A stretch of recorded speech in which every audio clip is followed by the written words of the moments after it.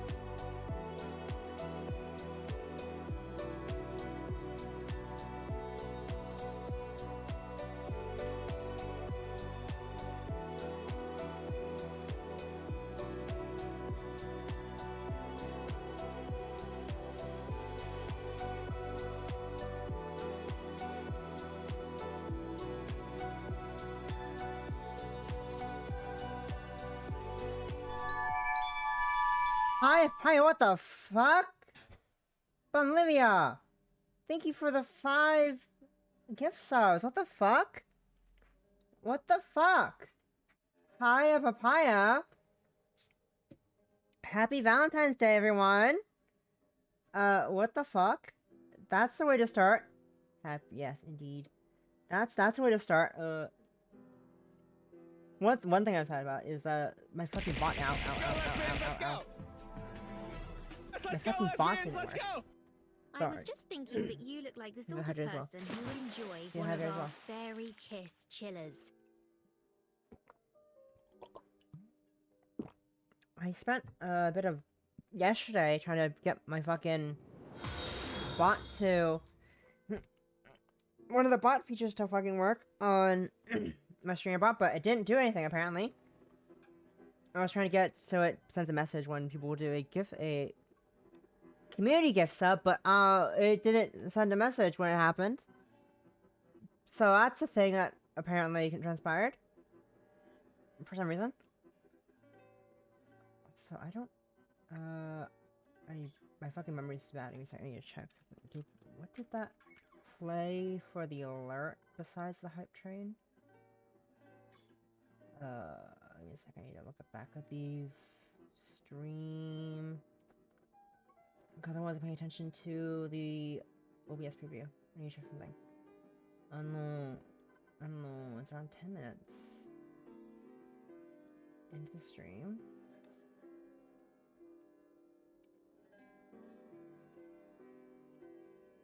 Okay, it did play. Alright. So just checking the God alert play because I saw the hype train alert pop up. I think for the 10 stream streak as well, but yeah, I saw the hype train pop up, but I forgot what my brain just completely forgot what audio it played for the normal gift sub. It did play the correct one. It put the Aino appearing from Guilty Gear. Let's say the Guilty Gear thing popped up. But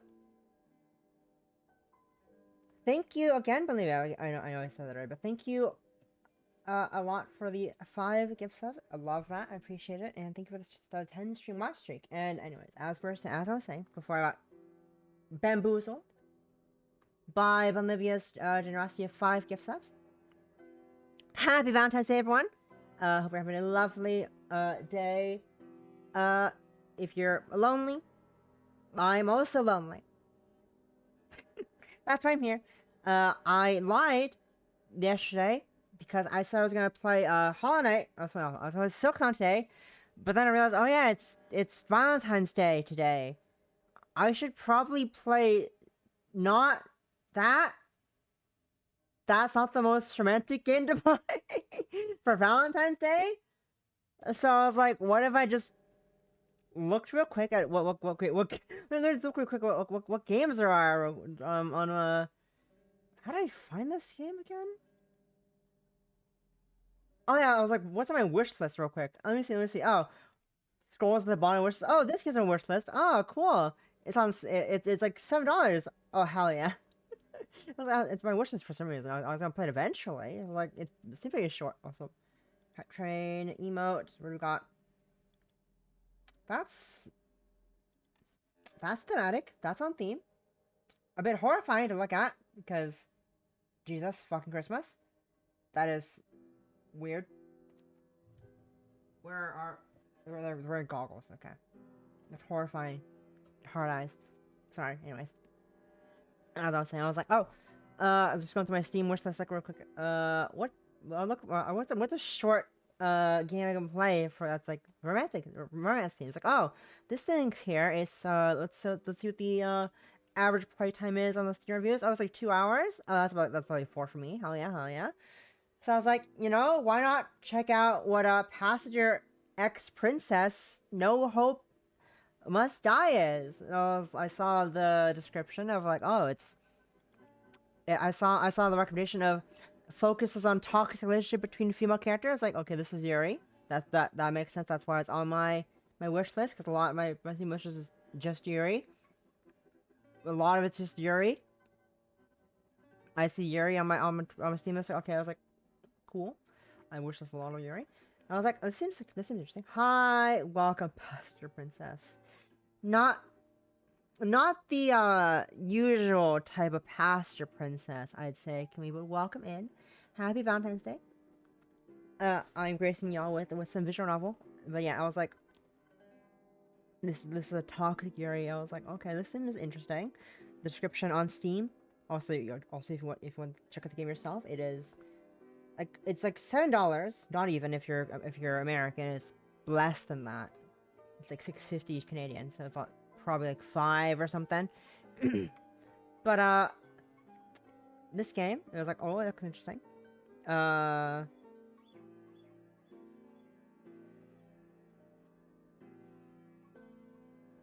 Okay, I gotta be very careful with what I show on screen. I need ready to hide my screen, because there are some some risque things happening, but we should be fine as long as I'm diligent and stare very carefully at what the fuck's happening and be very, very cautious. But I was like looking at the Steam description. The Steam page just says a self-abating husk is forcibly coerced into a suicide pact by a perfect girl drowning in ennui and despair. The result is unfathomable, heart-rending terror and confusion. This is a very interesting looking game. It is it's like pixely. All the art seems to be it's like you can see the pixels on all the art. It is made in a version of RPG Maker. I can tell just by the menu. Look at the menu itself and the sound effects, the stock sound effects of RPG Maker. I'm well aware. I'm well acquainted with those sound effects. They are made in RPG Maker, and I was like, oh, this is interesting, and so that's why we're here. But if you want to check the game yourself out, it's really cheap. It's like not even $6 for y'all Americans. So I'll check the game out. It's in the pinned message, and will also be in the description of the YouTube video, the YouTube VOD. If you are watching from YouTube, and you're for some reason decide to watch this and then play the game yourself after, though I think it's a kinetic game. There's an art gallery as well, which is interesting. But without further ado, let's go and start the game. I am interested in seeing where this goes. As you all know, I'm a fan of fictional toxic Yuri, and this looks quite up my alley, which is why I'm of course going to find it, of course.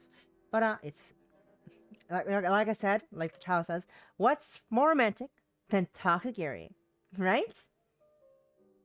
Nothing. Nothing is more romantic than toxic Yuri, right? Right? Right? Yeah. Right?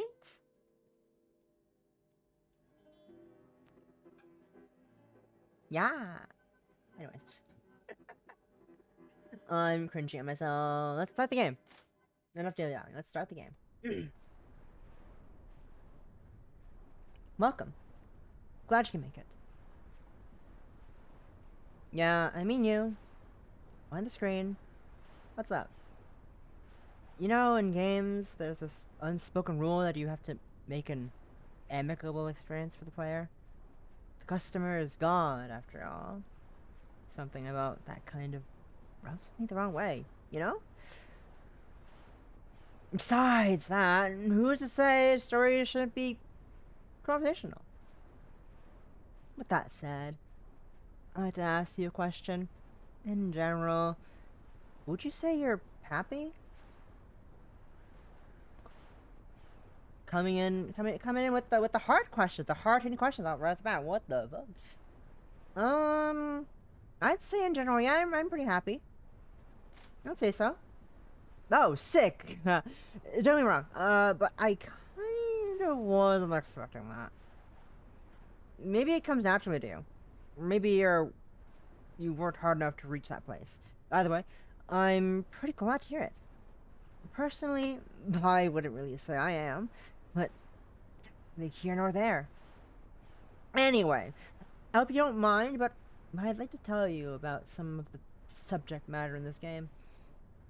This game heavily features the following topics: kidnapping, transphobic violence, dehumanization, physical and emotional abuse, at the very least, sexual assault, suicide, in big text. This is non-exhaustive. Please read with caution. Are you okay with reading fiction involving these kinds of things? Do you promise to take care of yourself? No! Yes, I will. I'm saying no. I'm saying no. We'll just close the game. Go back to title screen. I'm tempted to press it. We're gonna be a little shit. Then, with all kindness in the world, I don't think you should be here. You're welcome to come and see me again if you're ready one day. It closed the game. It just closed the game. Oh, it's a title screen, not the fucking game closing. Anyway, let's not be a little shit this time, and let's be normal. Also, I realize it is Discord overlay. I need to turn that off for my sanity and my safety. Turn that off. I don't want to actually dock anything, even though I'm on stream mode. I will not get notifications. Just make sure. Just to be extra sure. I'm happy. Oh, this is probably making a visual novel maker, not RPG maker. Duh, idiot, not RPG maker. It's the stock sounds the same from RPG maker. That's what I realized. Of course, it's a fucking visual novel maker as well, not Renpie. Thought those were a thing. Or maybe it is Renpie, but I don't know. Anyways, I'm rambling. Yes, I'm okay with this. Magnificent, wonderful, truly wonderful. Let's begin then. In a waterlogged club bathroom, a mass grave of half a centimeter of dead mosquito sludge sits fused to the casing of a wall light. Its electrical hum, irreverent to the carnage. In order of volume, 3 distinct sounds can be heard from within the Sutton room. 1. The dull thumping harmony of 808s and the fluttering chatter of the Leavers party outside.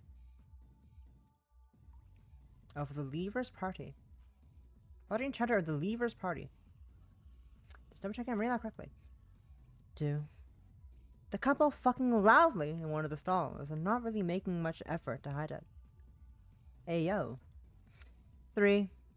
The rattling buzz of the electric light and faulty extractor fan. Glover, who is currently on enough layers of depersonalization that these noises barely register, stares into the filthy bathroom mirror.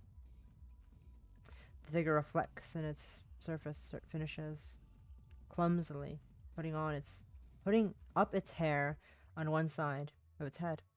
It stares back with empty eyes for a few moments. This looks like pure shit. The figure in the reflection thinks. Probably. Maybe.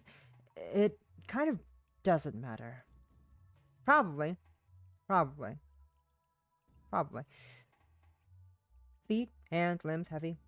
Ennui and inertia, rendering it transfixed at the mercy of the dry, bloodshot gaze from whatever the fuck that thing in the mirror is. Two men, roughly the same age as Clover, enter the bathroom. The sudden intrusion of outside noise beyond the door, jolting and alert. They joke loudly with each other as they enter the stalls, not paying Clover any mind. Clover heads out quickly, not meeting anyone's gaze, not bothering to tie up the other pigtail.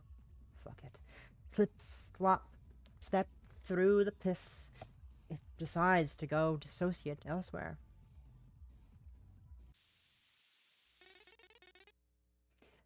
Oh God, please, please, please, please, please. The girl beneath the lotus sings familiar, desperate, shaking notes. She gets her asshole tongued out greedily and hungrily.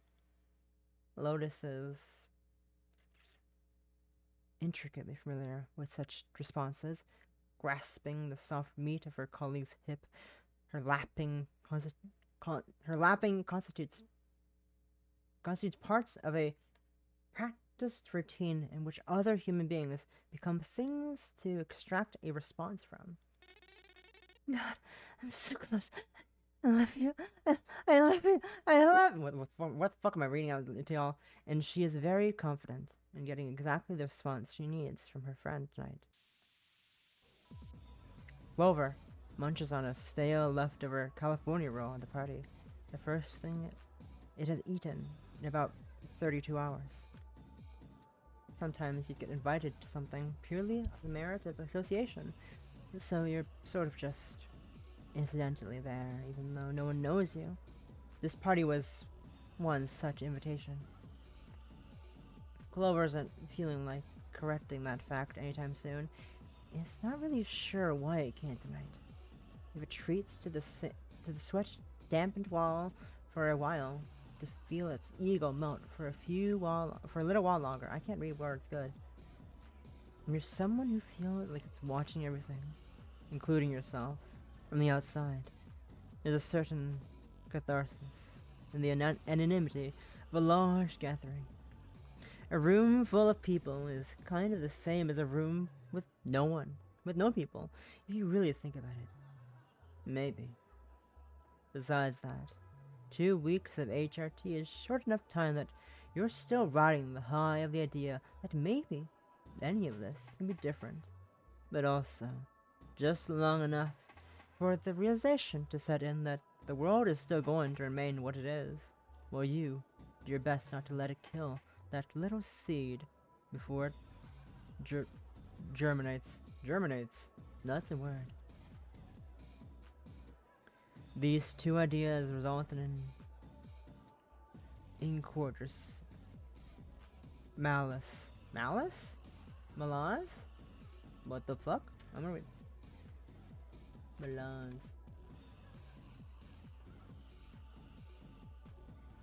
Malaise. An inquisitive malaise, making you well aware you're inhabiting the skin of a different person that everyone else sees. While the idea of the perfect image of feminine fuckability supposedly gestates inside you. Wait around thinking about how this will all be better at some point. Dumbass. At least the bass rattling the walls has a soothing quality to it when you're this dead, Clover thinks. As it watches and listens to the laughter of its soon-to-be former classmates.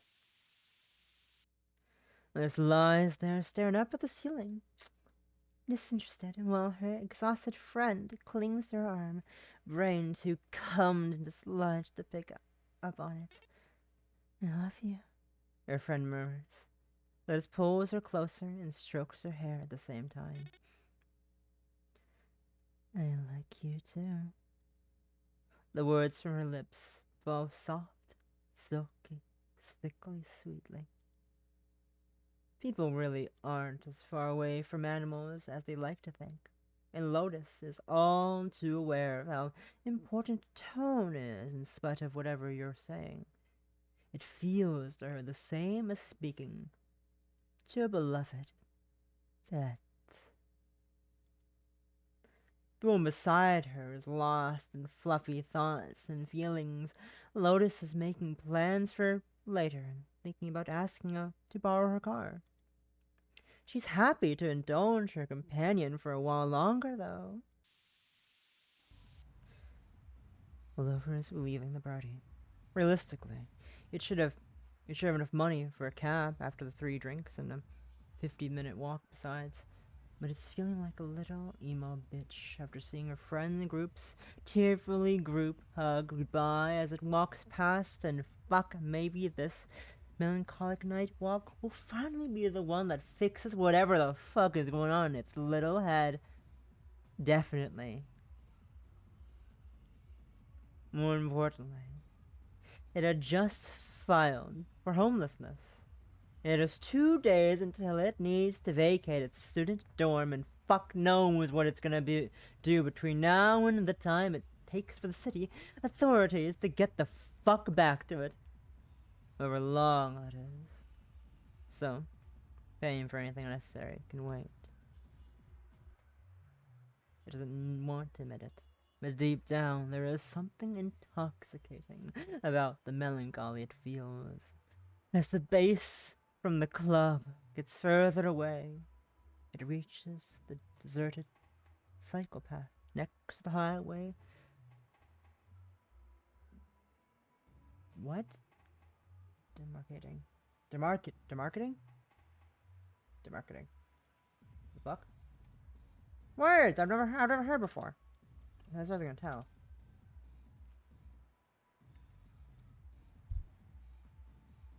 Demarcating. The start of a long and ill-advised walk home from here. I can read words good. Don't worry. I just use Google. I Google how to say words, because I don't know shit half the time. I'm also gonna go grab myself a Ricola. My goddamn throat is dying. My poor throat. Jeez. Back. The thing, the Ricola is like right there. Just walk like 2 steps and grab some. Grab one for myself real quick. And where were we?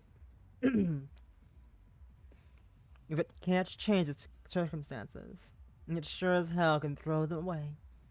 Find some new ones. Again. That's what life is, right? Change is the only constant. Some shit. Yeah. If it has to be a fuck up, it can at least be really good at fucking things up. Family, friends, studies, concept of self. Let's see what else we can throw into this dumpster fire. The foreseeable future is warm and toasty and smells like burning PVC fumes. God fucking bless. The thing about city planners is they don't really pay much thought to where psychopaths go.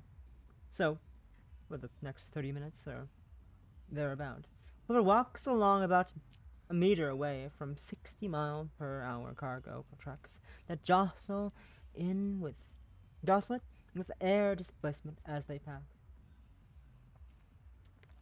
It thinks about how long the feeling of bone crunching would last before oblivion takes hold if one of those trucks slams into it and something like euphoria floods its guts and gets a semi about it.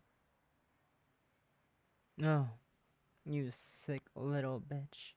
Jesus Christ, you're disgusting. Clover downs the last can of cider it swipes from the party while it walks and throws into the road to be crunched up loudly by a lorry, hogging like a stupid, defiant beast as it coasts into the distance.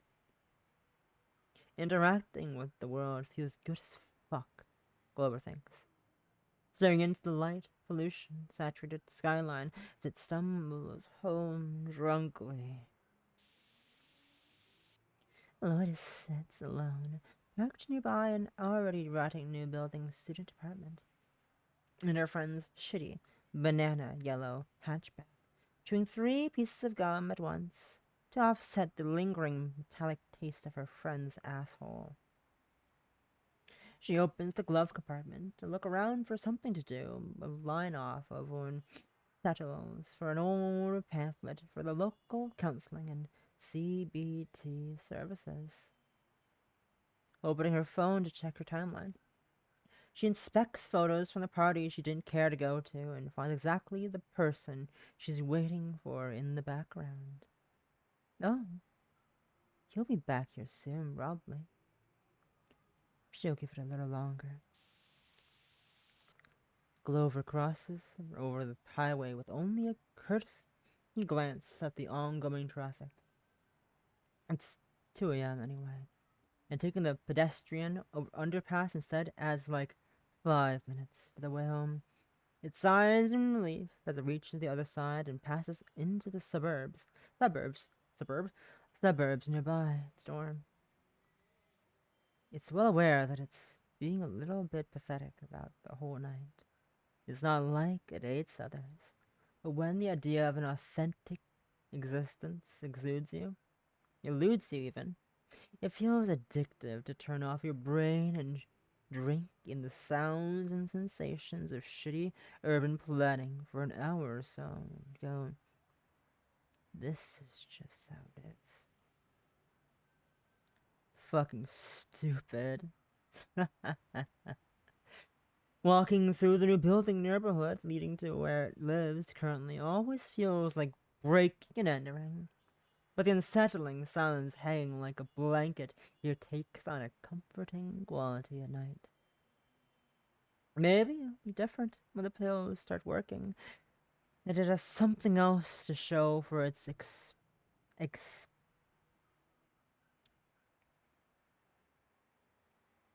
It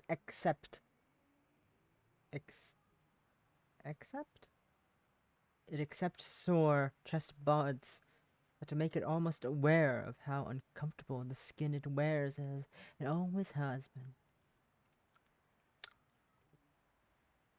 For now, it microdoses the idea that it is in fact connecting to the world around it by shambling around under alien bright LED streetlights and occasionally mumbling progress.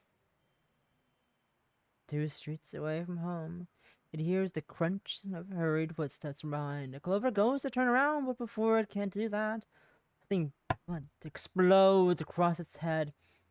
The world goes dark. Its body limply thumps down onto the pavement.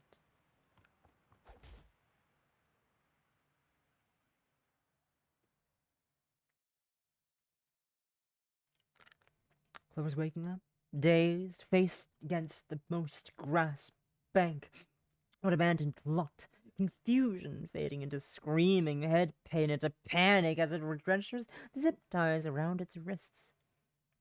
Sitting out to the side of an idling car, a figure turns their attention to Clover.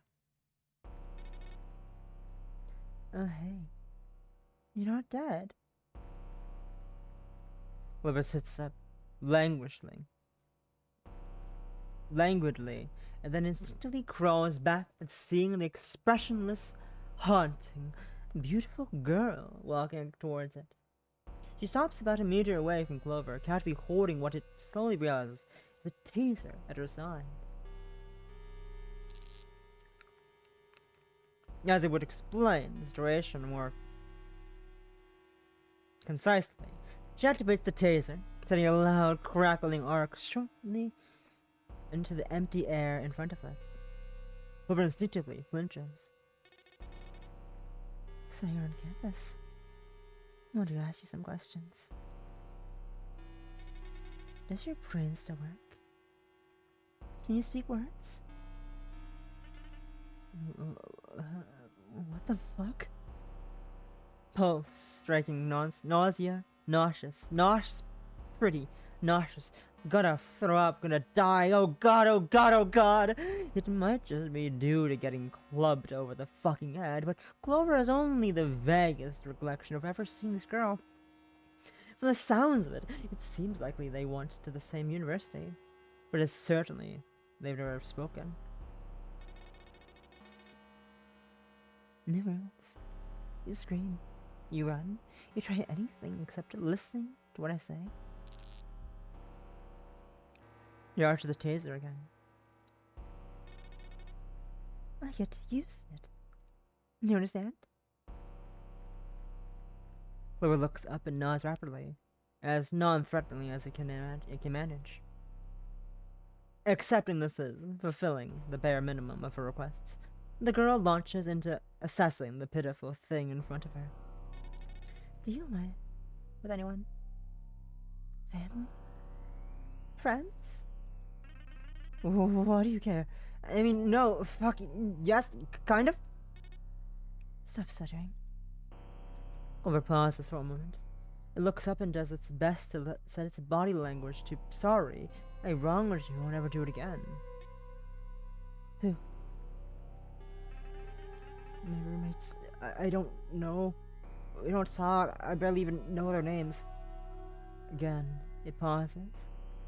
Remembers the situation. Looks away at the ground. I mean, also, I'm leaving soon, so, like, no. Not really.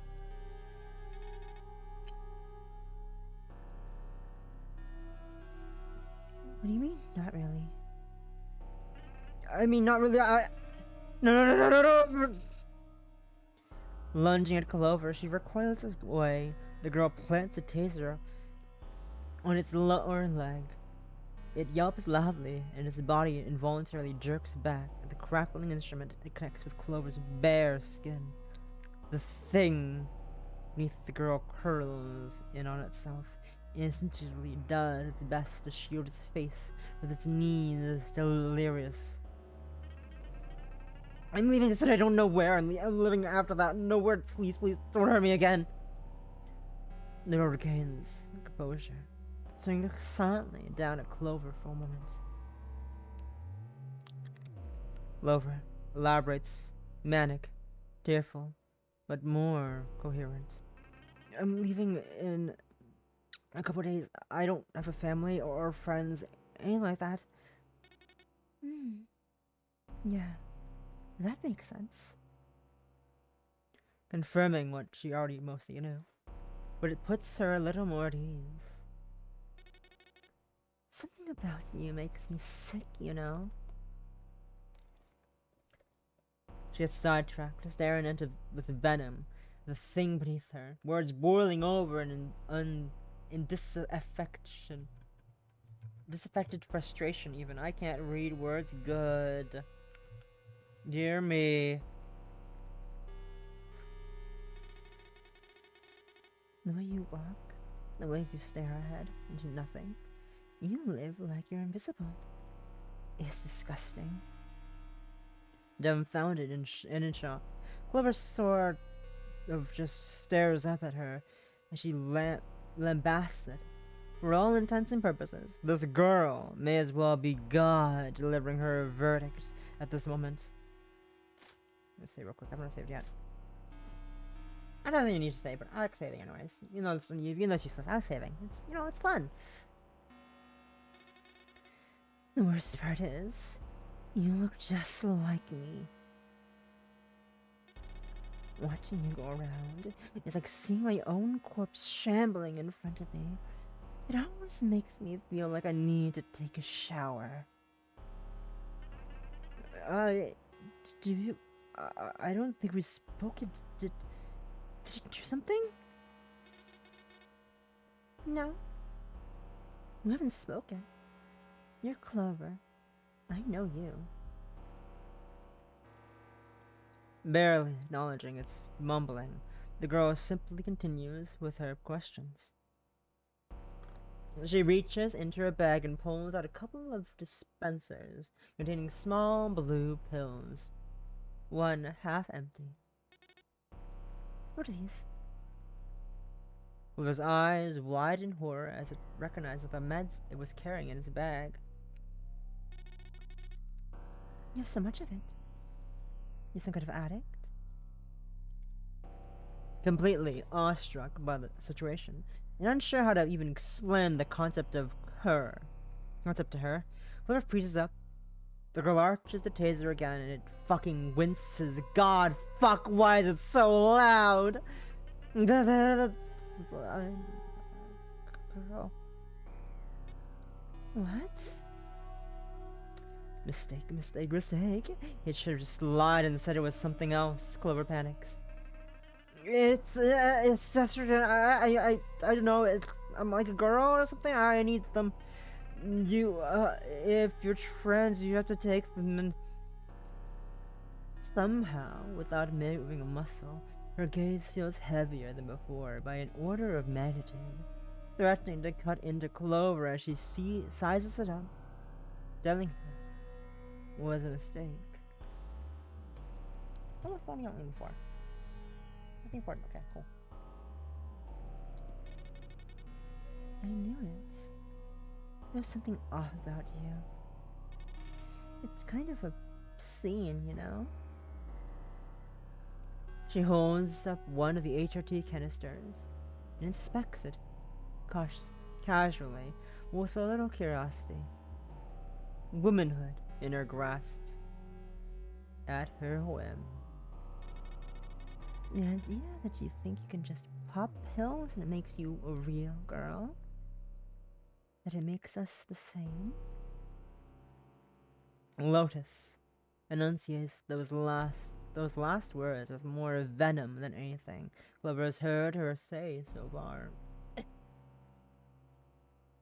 And also, something else besides sheer disgust, that Clover is just a little too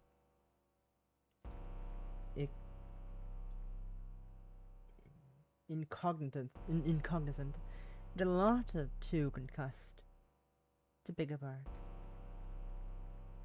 I think for the 55 watch streak, 295 watch streak, I can't read, God. You the watch streak, you're almost there, you're almost 300. 5 more streams, and you're at 300, whoa, insane. That's scary to think about, actually. That's kind of scary to think about. You're watching me almost 300 times in a row. That's horrifying to think about. Scary.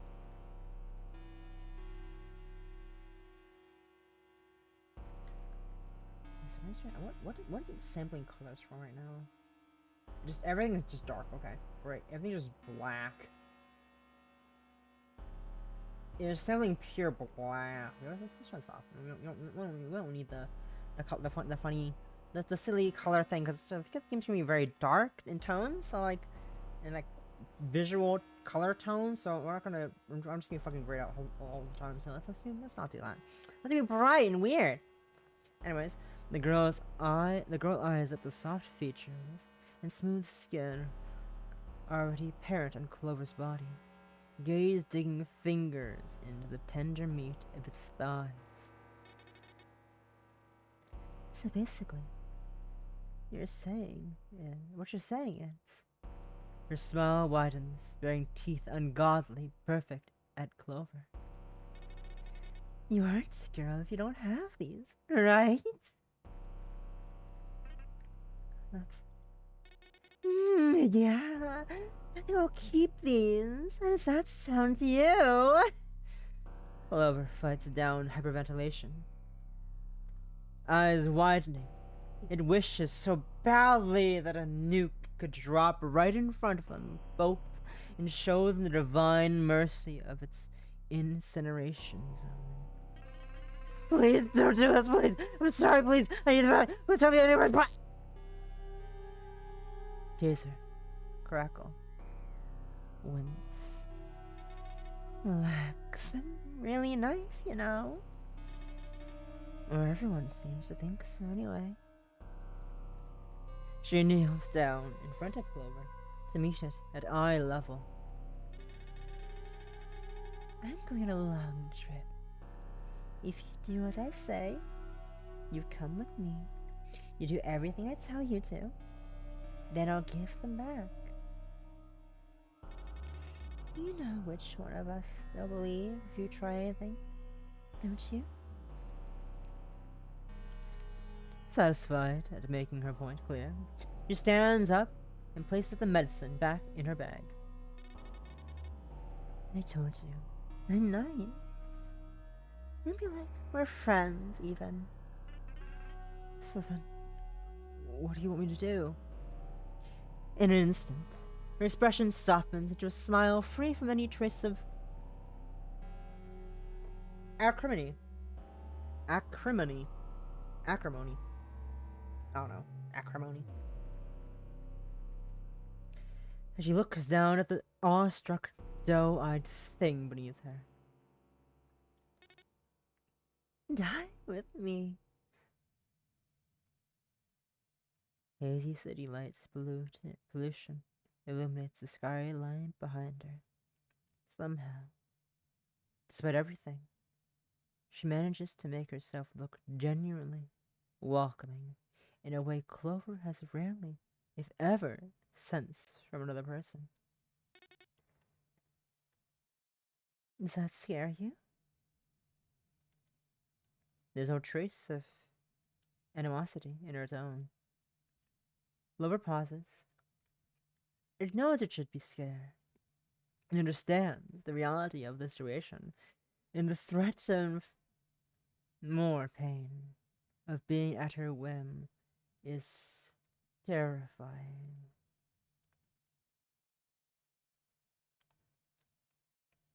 So why is it feeling relief?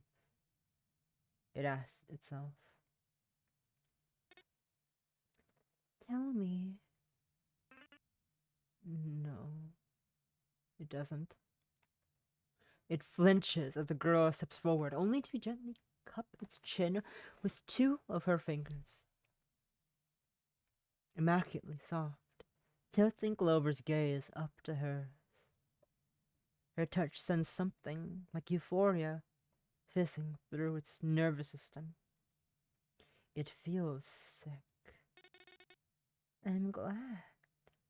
I knew I could trust you. I'm Lotus.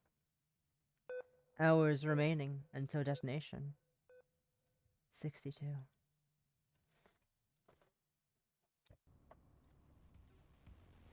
Isn't this romantic, guys? Isn't this like so romantic? It's like so romantic, guys. It's so romantic. Oh my god. It's so romantic.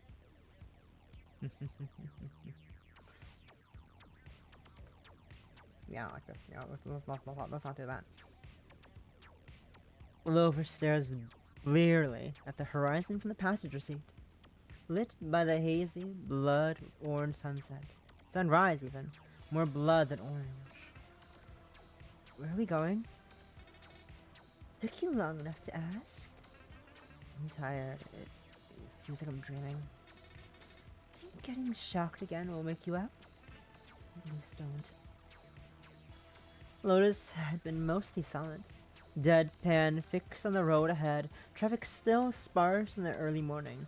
Clover wonders if she really meant what she'd said before. It wants desperately to let sleep drag it into oblivion. It does not, because part of it wonders if it would ever wake up again if it let that happen, considering the current situation. The cobalt bats. What? Gears spinning Clover's concussion. Addled brain. Lotus sighs. Did I hit you too hard? The exclusion zone. No, like, why? Why there? You want to die, right? Why go all the way out there? Pipe bomb. Clover falls silent. No one speaks for a few moments. No one will find us. Definitely not until way after we're gone. And if they do, all that's left will be scraps, if that. It'll be like we disappeared completely, in an instant. You're a fucking pipe bomb? That's not the important part. Don't get distracted. Incredulous and fully at the whims of this plan, Clover listens, dumbfounded, while Lotus rambles.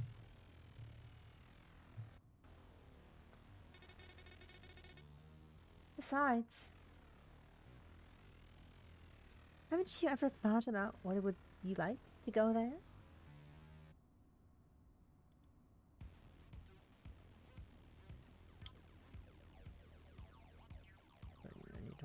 The exclusion zone, also referred to as the Cobalt Belt. The empty divide, Scar, the middle of death, is an area of roughly 62 square miles in the heart of the state, a few days' drive from where they started. Common parlance falls short of describing what it actually is. An area of physically manifest absence. Almost everyone that was inside when it formed disappeared in an instant. The perimeter of the Cobalt Belt is fenced off and protected by military checkpoints. Accounts of what it's like inside vary drastically. One common description recounts an impossible blue sky, the only place left on the planet where this can still be observed.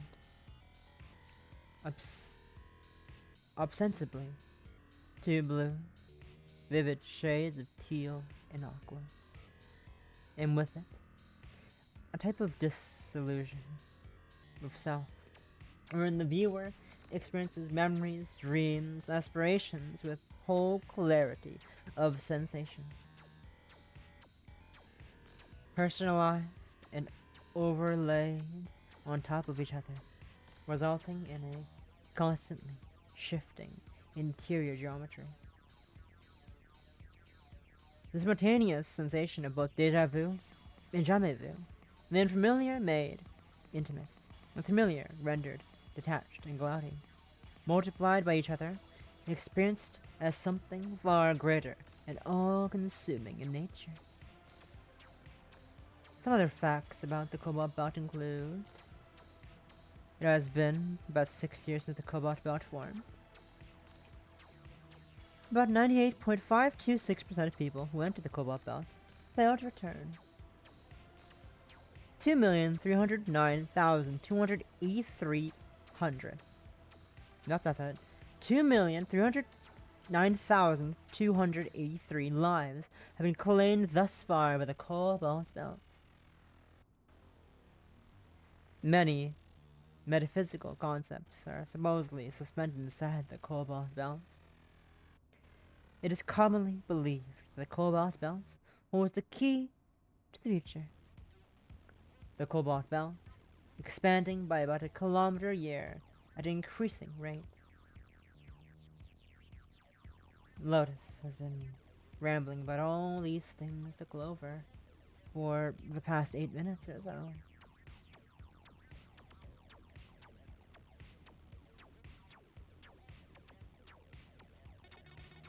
By the way, it sounds like it might feel really fucking good. And I'm both going to die anyway, so why not? I believe it's like people say. I believe people say it's like that. And that's all I need.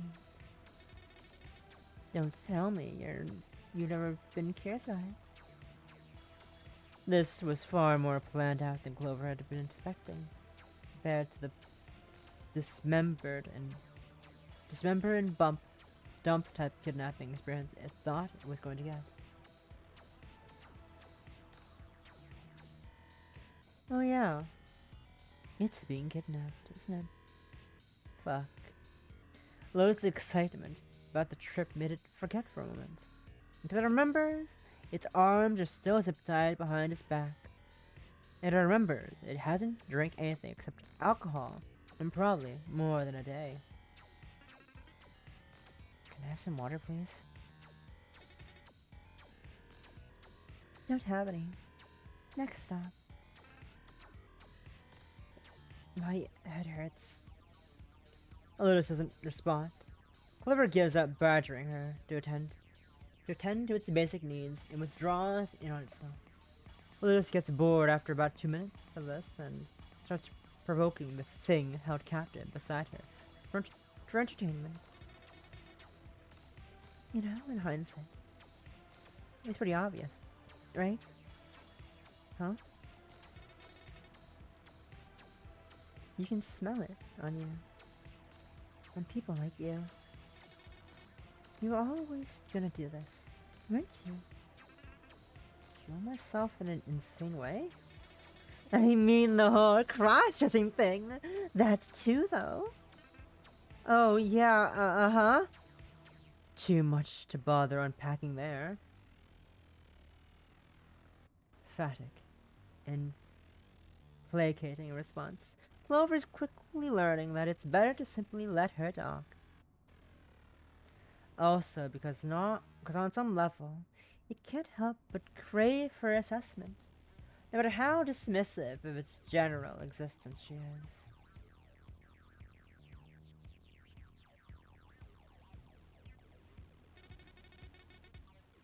You are your skin like it's already a corpse. It makes me want to hate you. But there's no point. I almost feel sorry for you. Of all the things you could want to be, why would you ever try to be a girl? You won the meat coin flip and you want to give it that up? Of course you're fucked in the head. If you really want to be a girl so bad, why don't you just skip to the part where you end up on someone else's plate? I feel like I've been doing a good job of that lately. She cracks a sadistic grin as she stares the road ahead. I've already done so much for you. You could have some more gratitude, don't you think? Already bored of making jabs, she glances over to look Clover up and down. Shame your head's fucked, I admit. You at least would have made a pretty girl. Heat rises on Clover's face. It instinctively turns away from Lotus, nauseous at the self-betrayal in its guts. Rick, what's wrong with you?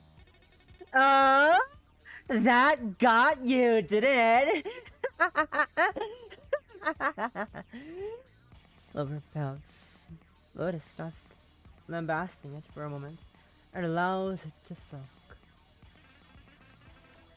How do you know so much about me anyway? We haven't talked before, have you? Have we? See? There it is again. You act like you're invisible. You decide. I noticed you around campus. You stick out like a lot. You stick out a lot, by the way. And not even just because of the faggot shit. Clover continues to sulk. Lotus continues to ogle its battered body. Curiously. You really don't have a girlfriend? Or a boyfriend?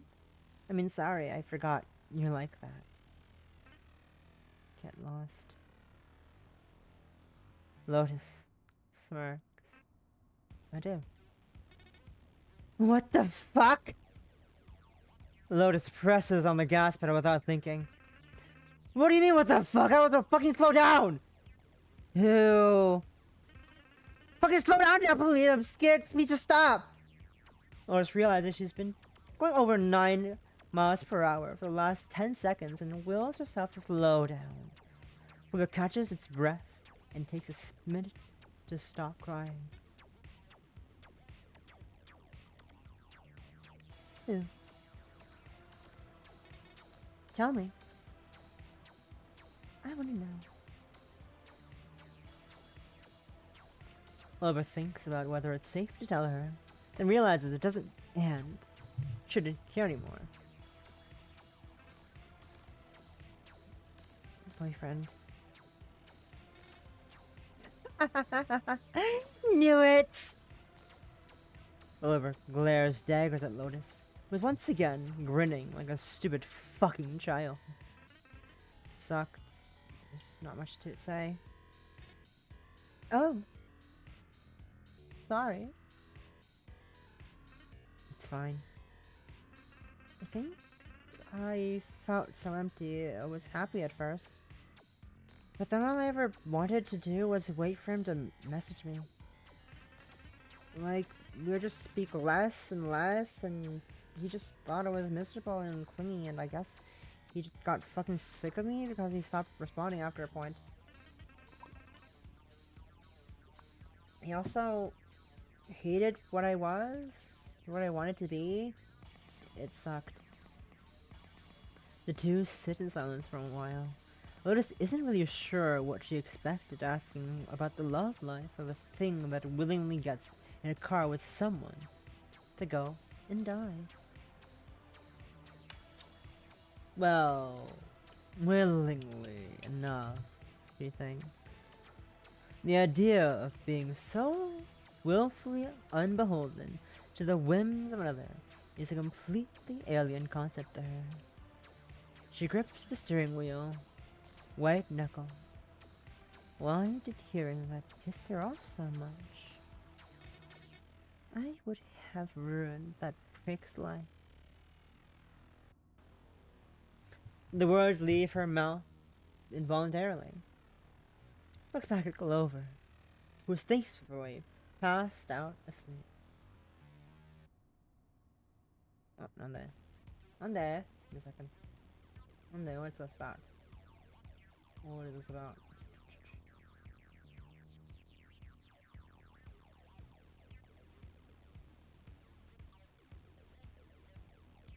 Okay, sorry. I'm good.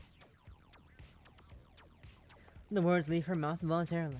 She looks back at Clover, who is thankfully passed out asleep. Not really surprising. Whatever. The mood sucked ass anyway, and she didn't feel like carrying it any further. None dehumanization. Clover jolts awake to Lotus hitting the window of the passenger side car door it was slumped against. Lotus is leaning against the window with the fuck-ass grin, staring in at Clover like a bug in a terrarium. She unlocks the door and demands its attention. Morning!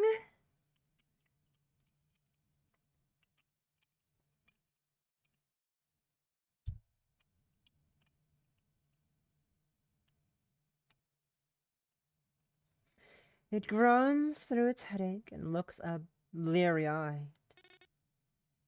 Got your presents?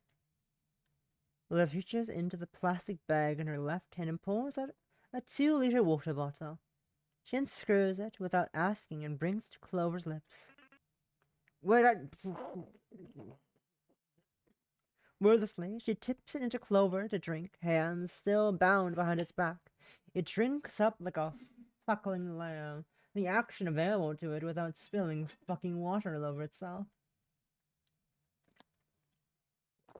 Some water goes on the wrong hole and it coughs and spills water all over its lap in the seat anyway. Lotus pulls the bottle back and simply stares. What the fuck? You're welcome. You're welcome.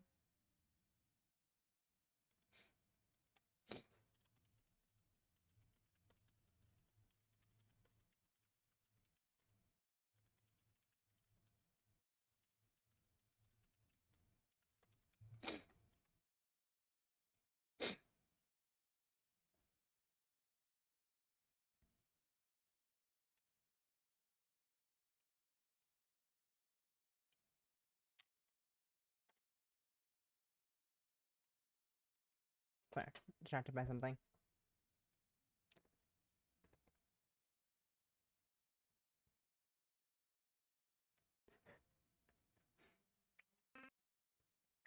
Go to hell. That's kind of the plan. Glover laughs involuntarily through its coughing fit and coils in on itself. Well, it does so. Lotus brings out a roll of paper towels from her bag, wets some with the remaining water, and wrangles the miserable thing in the seat beneath her. What are you even doing? Cleaning your face. Cleaning your face. I don't know if you noticed, but you're kind of covered in fucking blood and grime. Clover relents as she dabs the worst of the congealed blood from its face. She throws the iron-soiled tissue clump into the floor of the parking lot with a wet slap and fletches another clump of towel to wet.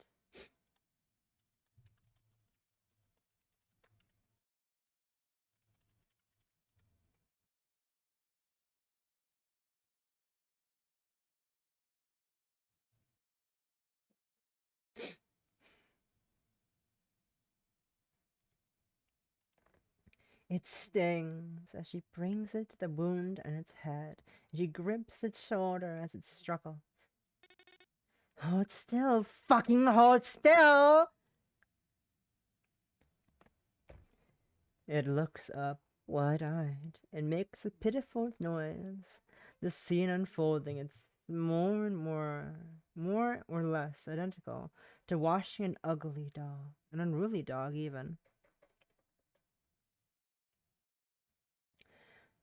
After cleaning Clover's face and getting some of the blood off its hair, she accepts it as the best she'll get for now. There. Now people won't call the cops on us. Fucking sick. Yay. Lotus stares down at Clover and grabs some scissors from her bag. Clover goes wide-eyed and recoils a little. What now? You're gonna try anything stupid if I cut your ties? Clover stares speechlessly. Your hands. Oh, right. No, I won't.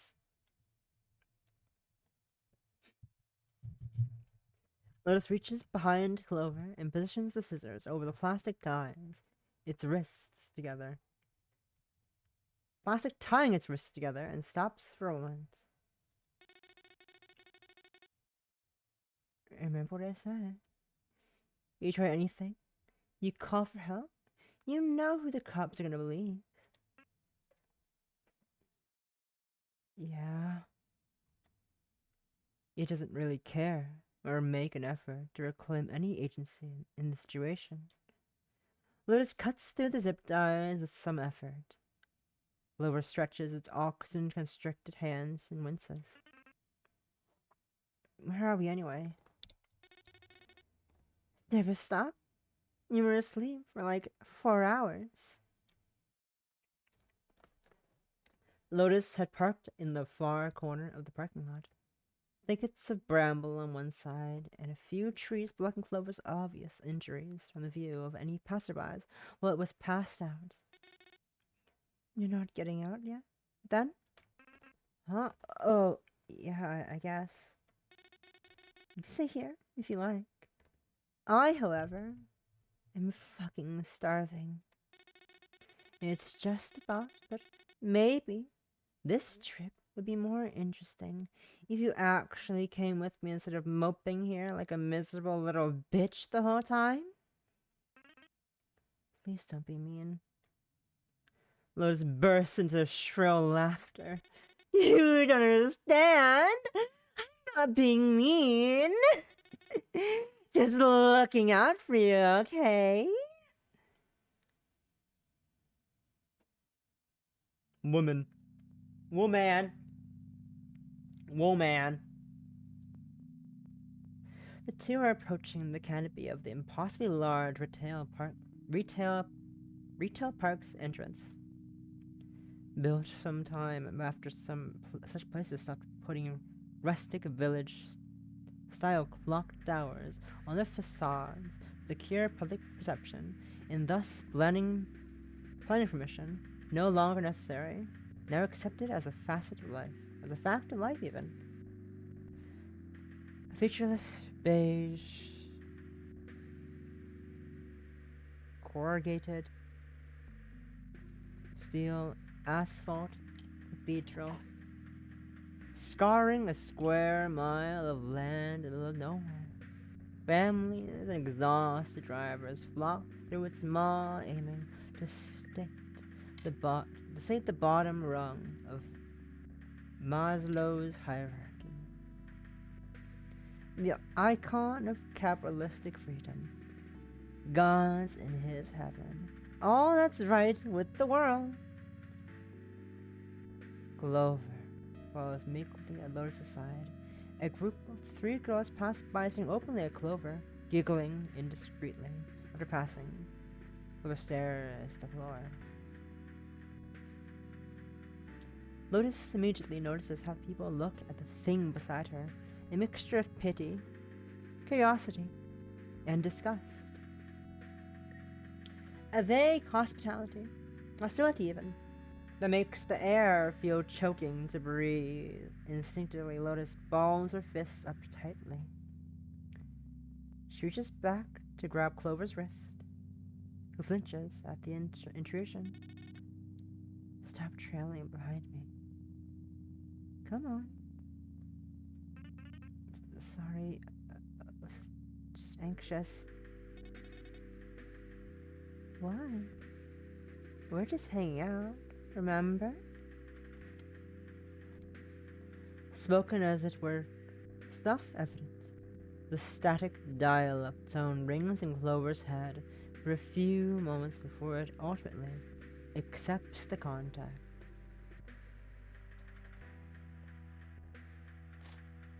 Okay, I'm gonna quickly go around and do a bio break, so I'll be back in a few minutes.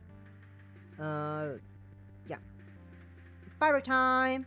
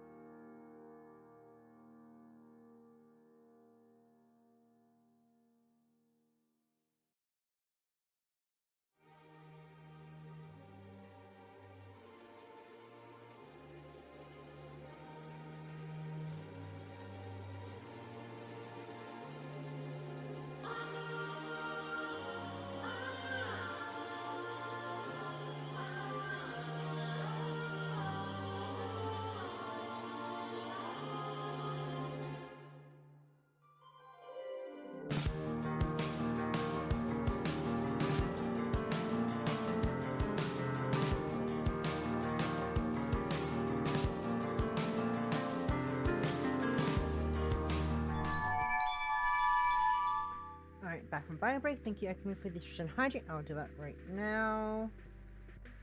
Thank you for that. And stretch.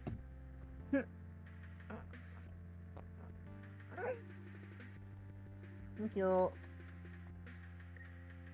Alright. Back to reading a very romantic story. With nothing weird or concerning about it at all. It's a very romantic story.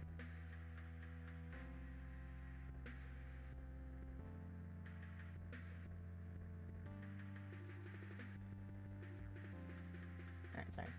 Distracted looking at things. Let us half walks, half drags, then.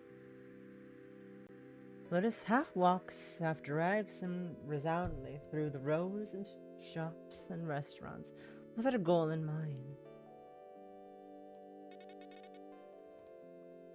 This place sucks. This place sucks. Where do you want to go? I don't know. I don't really eat out much. Pick somewhere. I'm bored.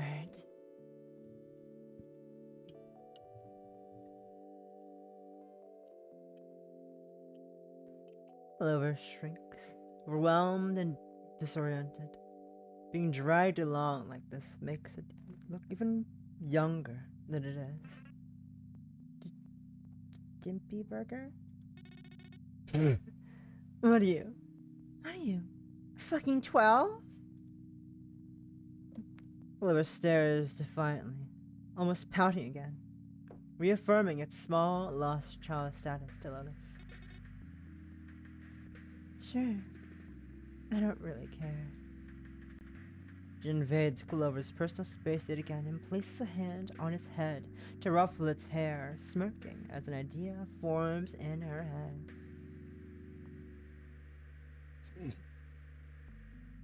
Clover sits, staring grumpily down at the kids menu in front of them, ordered by Lotus, who now sits across from it with a self-satisfied expression. So, what toy did you get, kiddo? I didn't ask for the toy meal. There's lots of things you don't ask for in life, aren't there? It sucks. It might find this funny if it wasn't exhausted, dissociated, and concussed. What's wrong? You need to eat something. I don't understand you. People need food to live. Like, more than once a day, I'm pretty sure. That's not what I meant. She stares at Clover. What do you mean then? Like, what are we doing here? You don't seem to like me very much. Why do you need me here? Why do you need someone else for this? See? Questions like that are probably why you're like this. She casually finishes munching on a halloumi fry before elaborating. To be honest, you're right. It didn't really have to be you or anything. I just needed someone who clearly wanted to die and would do what I say. That's kind of horrible. I don't know if I want this. Yeah, maybe that was too much, Lotus asks. Lotus thinks. Hey, look at me. Her tone changes, soft but firm. She stares directly into Clover's eyes. It can't tell what they're filled with a pit of hate, but they're filled with a pit of hate visible Just anyone who takes the time to look. You're obviously hurting. It's tangible, you know? It's dripping off of you. People don't stare into nothing like you otherwise. Clover doesn't know how to respond. Well, want to die too? You know, I want to die too, you know. And of course I can tell the truth, the world's truth. Blur. It erode. Now distinct. Now indistinct. This world's fucked. Who knows how long we have left? Maybe less than either of us have to live. Everyone knows it, but no one says it. I don't want to live like this.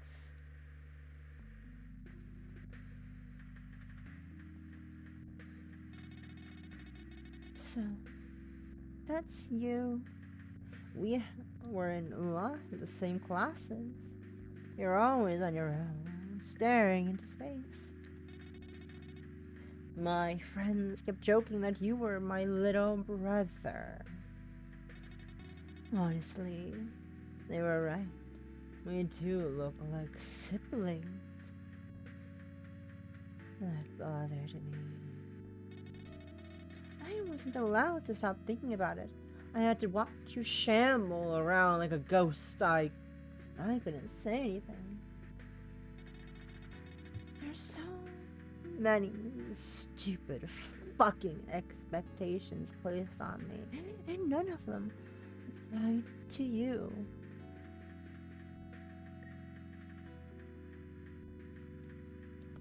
Lotus' eyes are a storm.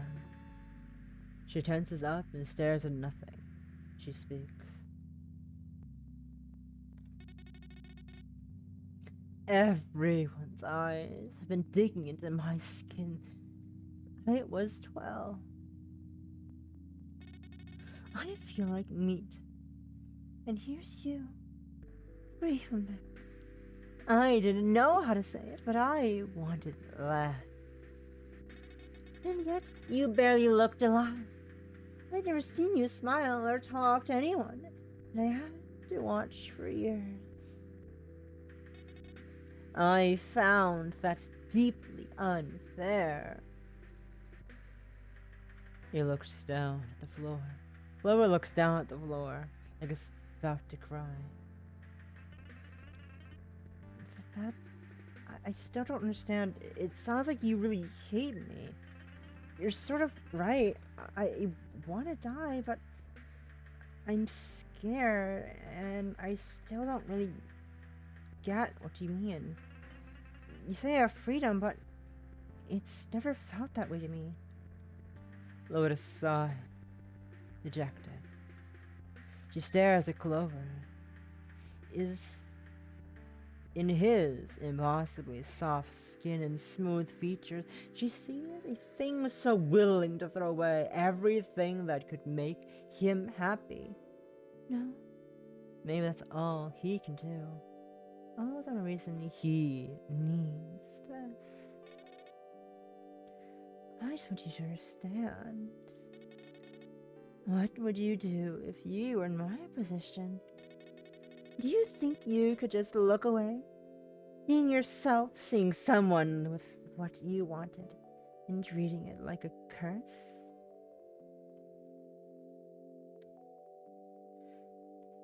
Her hand glides down its wrist.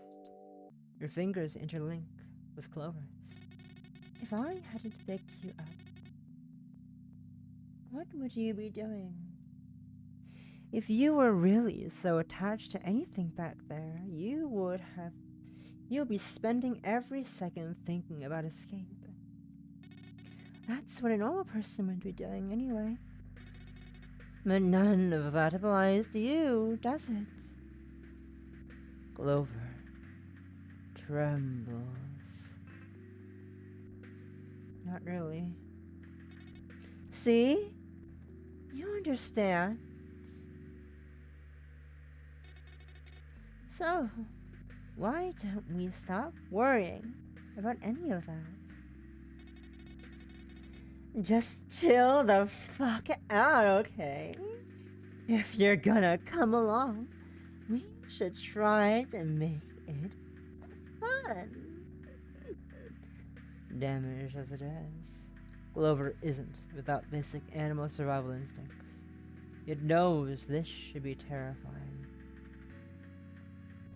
The thing is that you've been experiencing. If you've been experiencing sensory overload, more or less the entire time you've been alive, normal models of human motivation get distorted and blurry. I still don't understand what...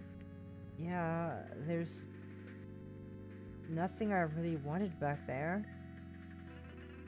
I thought changing who I am would fix that. But it only feels more desperate. Well, it feels like more desperate struggle forever. And it just fucking hurts. I don't want it anymore. I'm scared, but I don't want to do it. I don't know if I can really be any good. I'm sorry. I'm sorry. Lotus puts her hands on its lips. People try not to stare at the scene unfolding.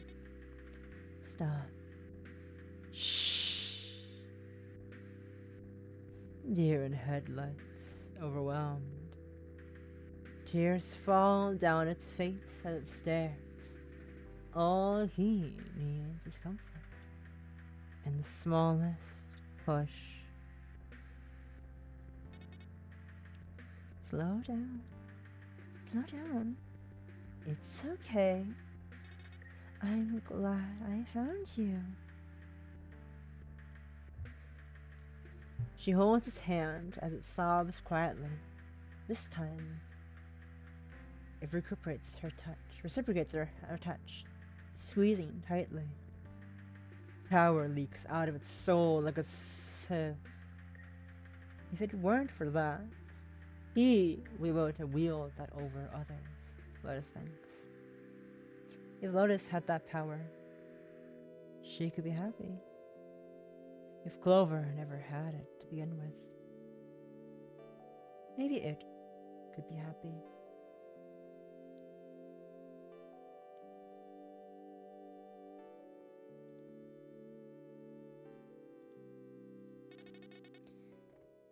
You want that same freedom, too, don't you?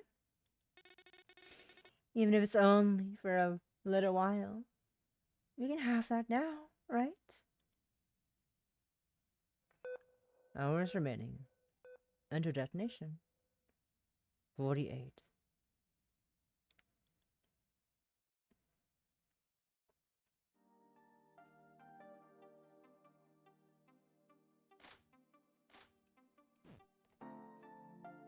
Sometime later, the two shamble back to where they parked. To the verge of the absolute batshit large retail park. Clover trails behind Lotus, who leads with manic, unwavering energy. Slow down, please. You always walk so fast. Need me to hold your hand? Clover glares exasperately at Lotus. It mentally traces back the time since they met and realizes there's a big question mark where rest could have fit into the equation. Wait, how long have you been up anyway? Did you even sleep? Not really. I'm on meth. Even sheepish all of a sudden. Even more sheepish all of a sudden. Clover looks around before speaking. You have meth? I'm a trust fund baby. Of course I have meth. The two walk in silence back to the car. Clover feels frustration at the way Lotus retreats behind 3 different questions in response to any single one, but is too exhausted to press.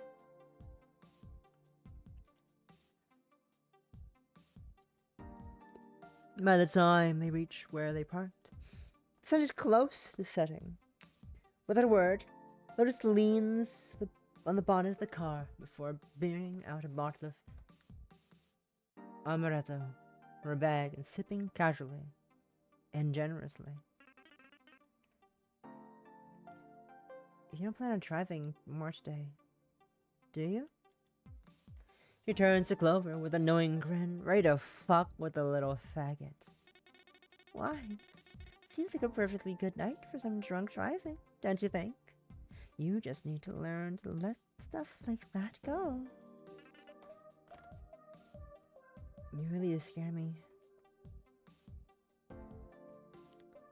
Lotus beams, sinister, and the joke registers. Despite Clover's socially incognizant levels of insincerity detection, it joins her to stare across from the car park verge.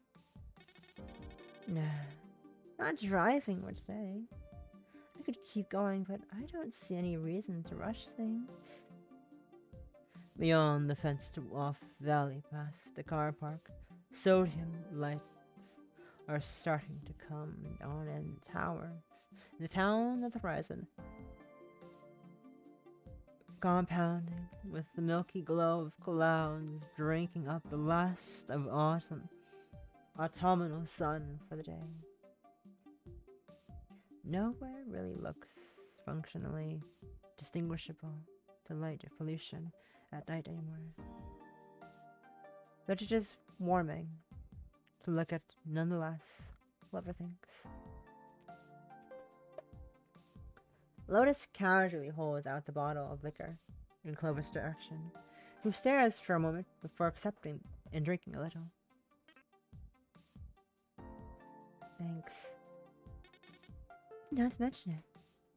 Besides, I kind of want to see you fucking wasted. She moves closer, making Clover tense up as she wraps her arm around it. With the other arm, she grabs the end of the bottle Clover is holding and tips it closer to its lips. Wait, hold on. Stop being such a little fucking pussy. God. She gives in. Clover gives in without much resistance and allows her to bring it to its mouth. Lotus in turn tips the bottle up aggressively. The sudden torrent of liquor burns its throat, and a substantial amount of sickly scented alcohol pours onto its clothes before it can drink all of it. The poor faggot acts and coughs for a moment, while Lotus laughs and pats its back aggressively. You... You're welcome. Lotus spits in glare of resentment, but the strong alcohol warms it in a way that is a little comforting when paired with the chill evening air.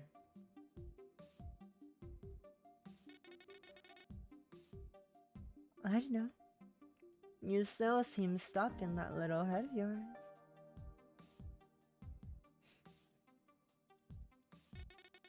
We still have a couple of days. What's the point of all this if you're not gonna open up? Yeah, I guess.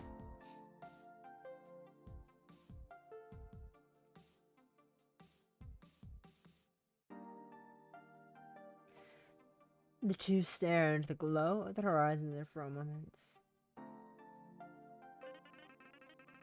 I still don't really get it. Like, I don't know much about you. Was life really that bad for you? Jesus Christ, you fucking suck at this. Will you talk about something more fun? Sorry. She grabs the bottle from Clover and takes another aggressive swig. It's fine. Stop worrying. I mean, no. No, life is not that bad for me.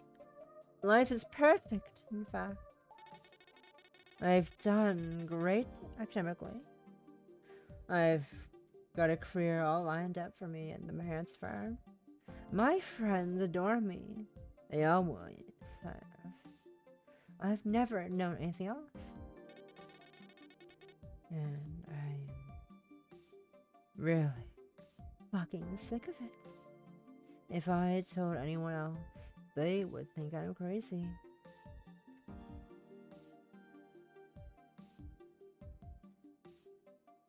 She brings the touch closer, placing her free hand on Clover's lap. But maybe you get it.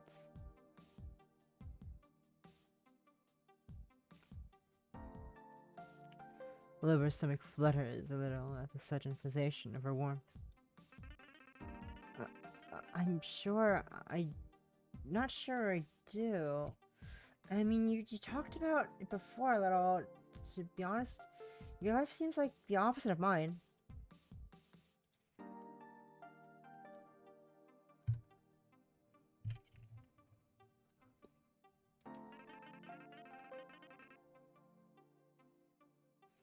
But like, as much as I'm scared of surviving, I don't know if I could be happy in that environment either. Right. See? I knew you'd get it.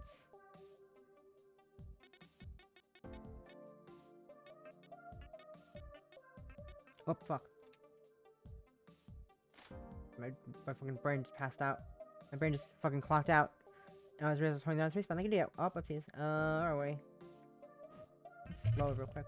Load back up here.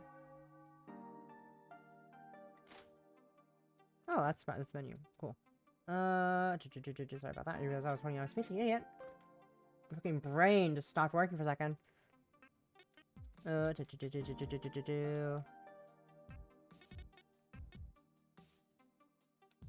Let's see.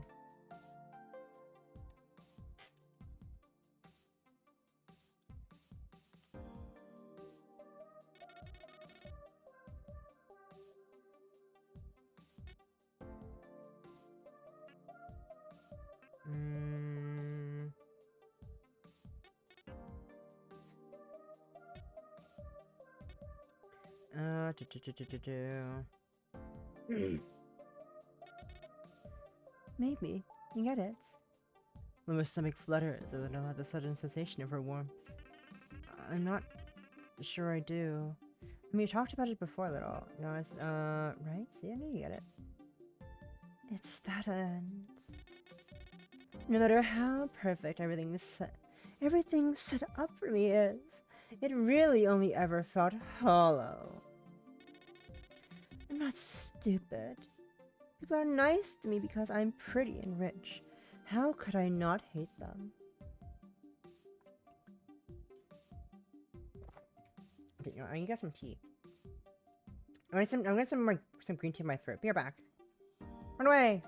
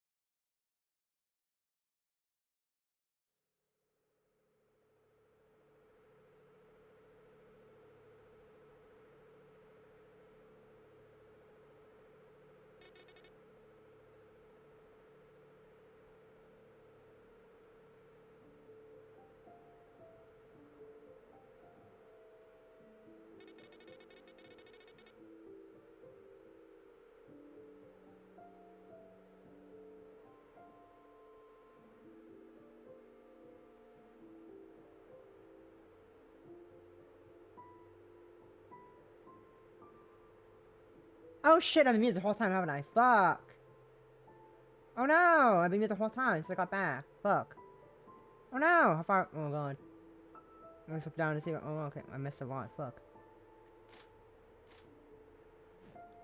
I missed so much. I'm dumb. Fuck. I'm gonna go back. God damn it. I'm dumb. God damn it. How far back was it? I don't know. I want to say roughly when I got up to get my tea, so probably around. I don't know how far back. Fuck, I didn't realize I was muted the whole time. I'm an idiot. Fuck. Let's just go to this quest. Let's go from here. Because fucking God, I'm sorry. I'm shook. I didn't realize I knew it the whole time. God damn it. I'm dumb. Anyways, next fucking question. You're really drunk. So you bitch. The two dumbasses laugh into the bleeding red sunset. Lotus brings the bottle of Clover's mouth and wrestles it to drink more. Stop. Stop. And you're not stupid enough yet.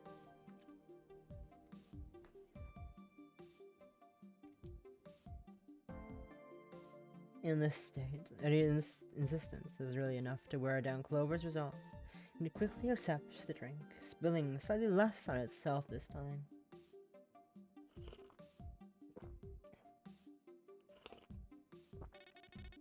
Okay, my turn. And how often do you jerk off? And what too? Fucking excuse me? Don't be a loser. You're going to die! Why not skip to the fun stuff? Oliver stares with resentment for our moments, before looking down and thinking.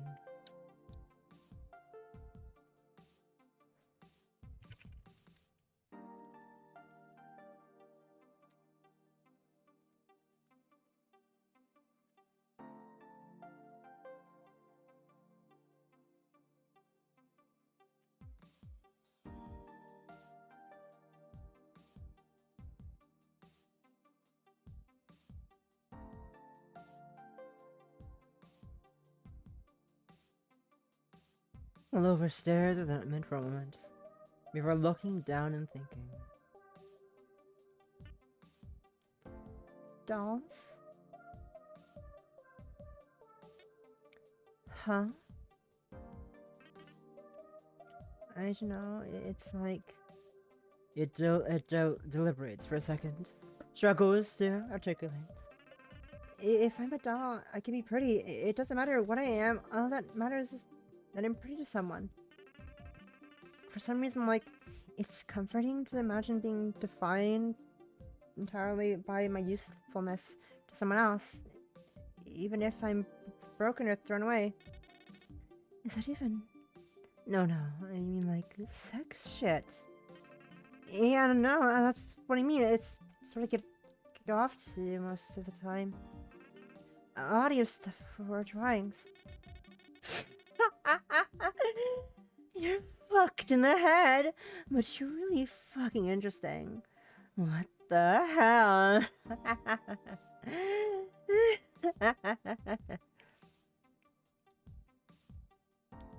Lover deflates and scowls. I knew you wouldn't get it. God, come on. Don't be a baby. It's fine. I was just expecting you to talk about some shit I could find on Pornhub. To be honest, her hand moves down Clover's thigh. I knew you'd be a freak. You're so timid. But the way you won't even meet my eyes says everything. Words become too clumsy in Clover's head to form sentences, and a sound like a dog escapes from its breath in response to the brief touch. You're fun to tease. The more time she spends with Clover, Thus it feels like a guy under Lotus's touch. God, its thighs are so impossibly soft despite the cuts and bumps.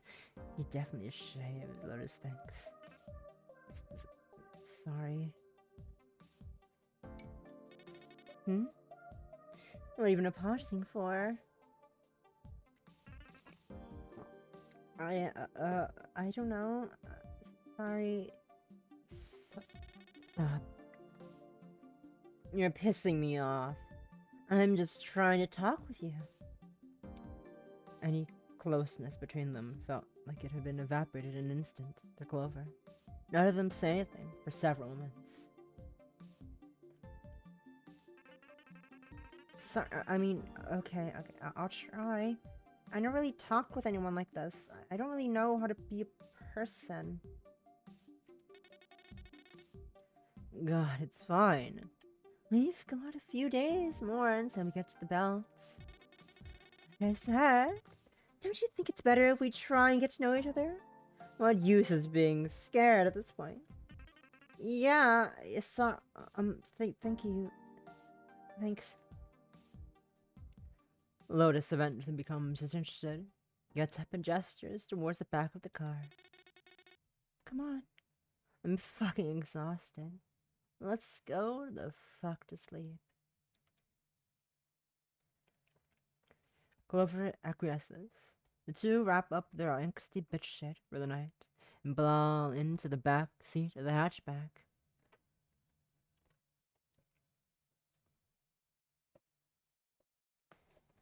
By now, the sunset has given way to frigid dusk, uneasy, but made to feel just safe enough.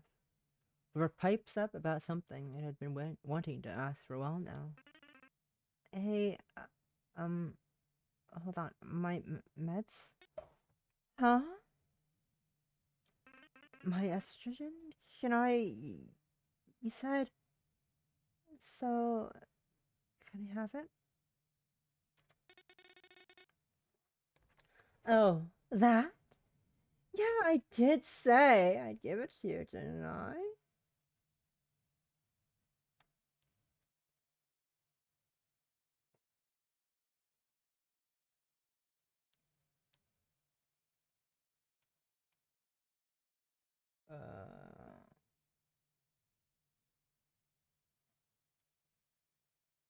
What's happening here? Sorry. Distracted by things.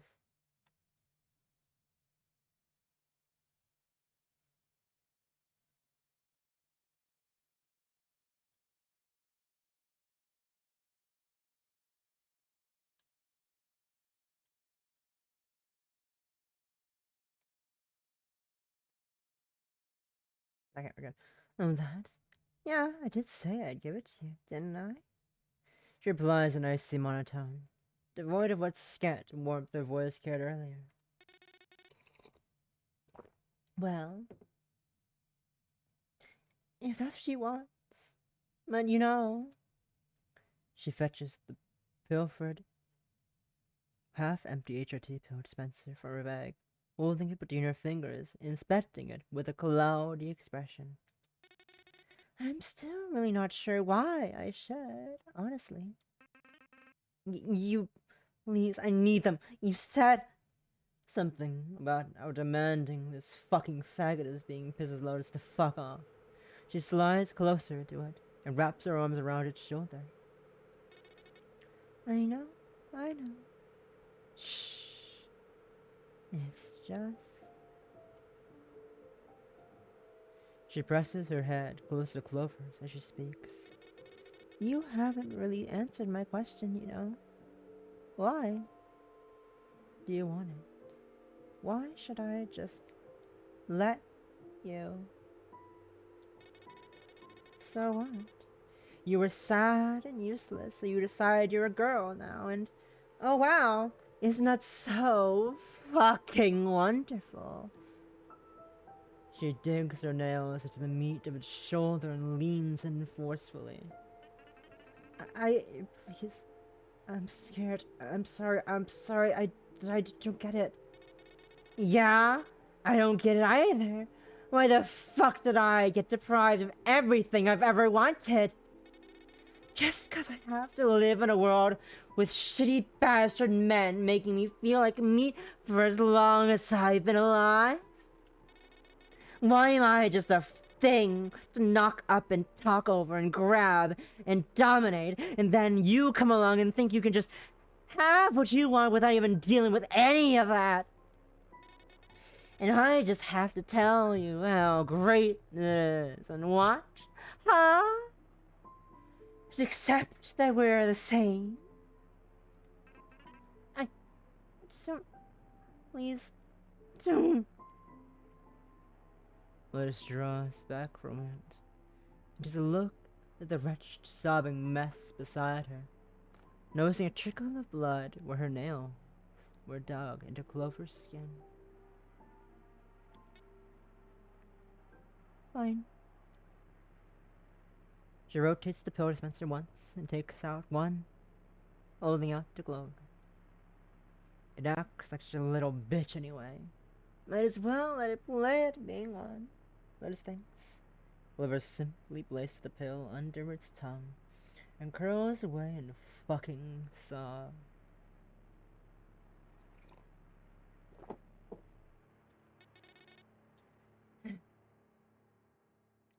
You're such a pain in the ass.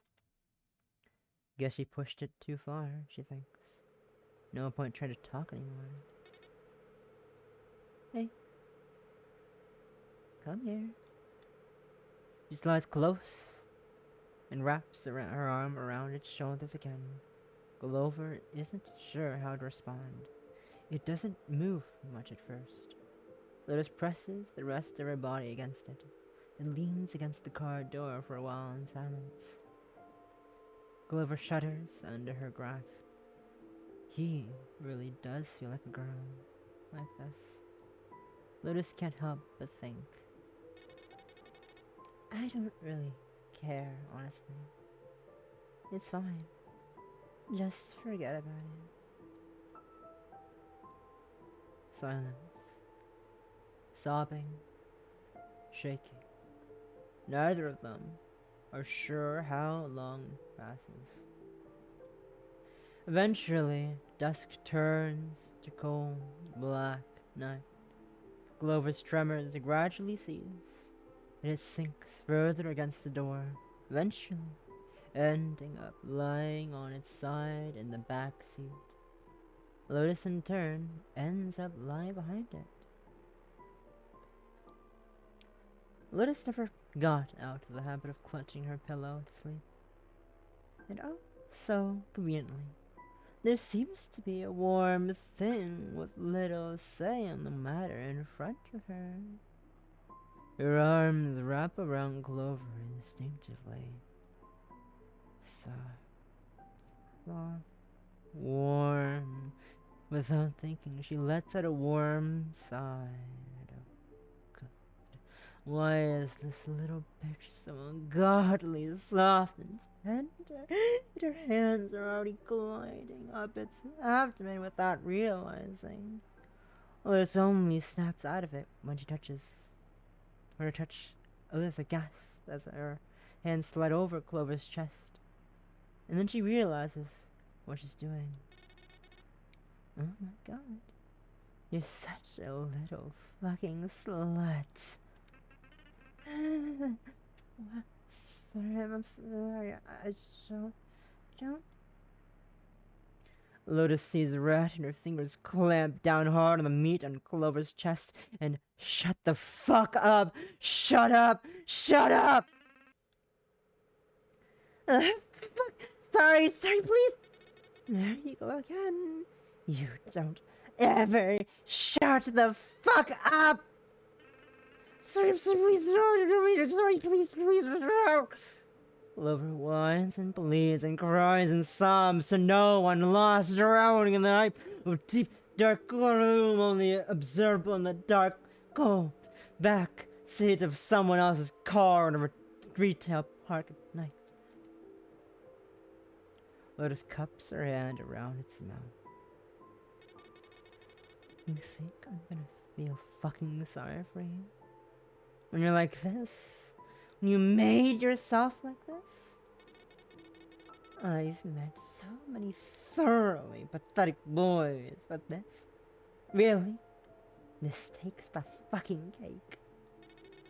You have the gall to fucking whine and complain and beg after you ramble about how all you want to do is be a pretty and useful and thrown in a way. Get the fuck real, you little rent boy. Clover fucking saw. And by now, it's completely beyond words. What? We both know what you want. You want to take pills so someone will fuck you. I don't think you get to complain very much. Why don't I show you what it feels like to be a real woman, huh?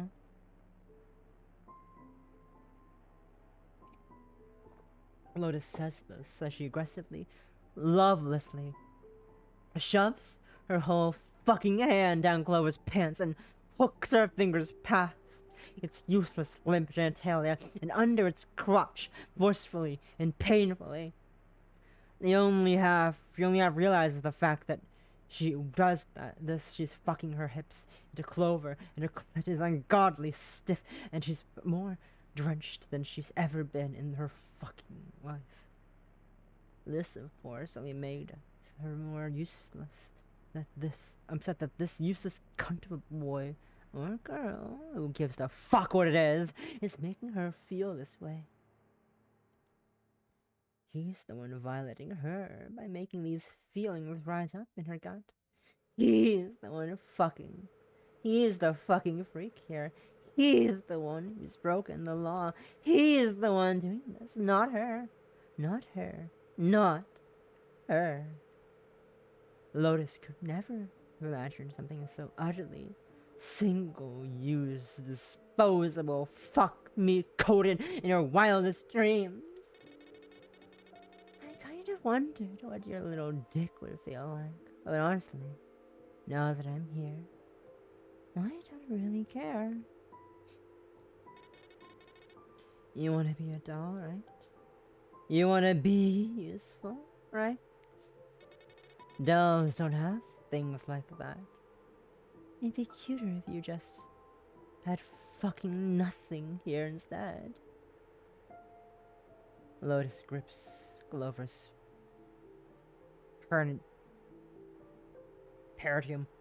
squeezing it past its balls, unconsciously imitating the muscle memory of what she'd been doing if she were with a real girl. She loses herself in lost, practiced, firm, circular fingering motions, girl or not. Lotus is quickly leaning into the same rules applying to whatever it is, as her touch elicits sobbing moans and the touch-starved little freak.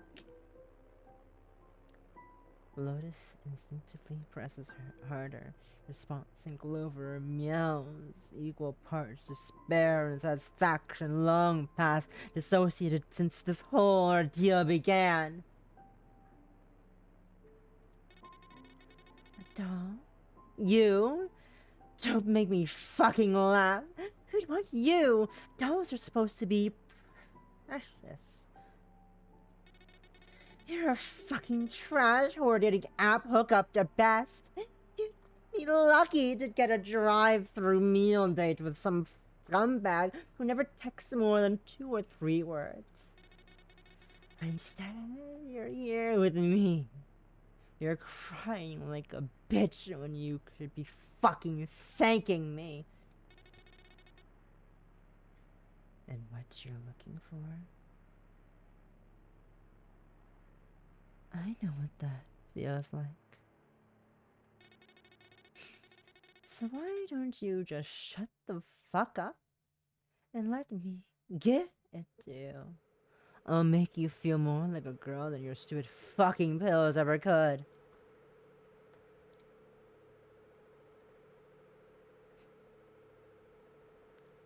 Lost, reveling in this ecstasy of utter domination, Lotus leans in and bites down on the flesh of the girl in front of her. Clover cries out like a wounded rabbit. I'm sorry. Please stop. Stop. Please. Stop. You want to stop? Please. Lotus had been waiting to say all this ever since the first useless boys she fucked. Lines of hers clawed at her pillow. It's not fair. It's not fair. It's not fair. You think a real girl can just stop? You think you get the luxury to stop? Clover simply sniffles, too scared to answer the rhetorical question.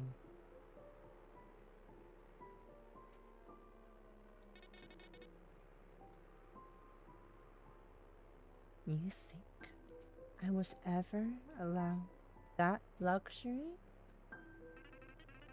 Please. Look, I'm sorry. I'm so sorry. Lucidity returns to Clover for just a moment, as it begs for reprieve. Worship! Lotus doesn't think. Her fist is already flying, and before Clover can finish its sentence, its head and ears is already ringing as Lotus's punch connects, exploding across the side of its head. No, no, no, no, no, you don't! You don't know anything! Silence. Even Clover's sobbing. Just a second ago, crying like an animal in a bear trap, is silence as it shudders in Lotus's grasp. All you need is to let me tell you what I know. Her hand almost unconsciously moves back between Clover's legs. Do you understand? Sorry, yes, sorry, yes. Enthusiastic consent. Lotus might as well own the thing in front of her. For all that lies in its future, this may as well be marriage. As close as it will get anywhere.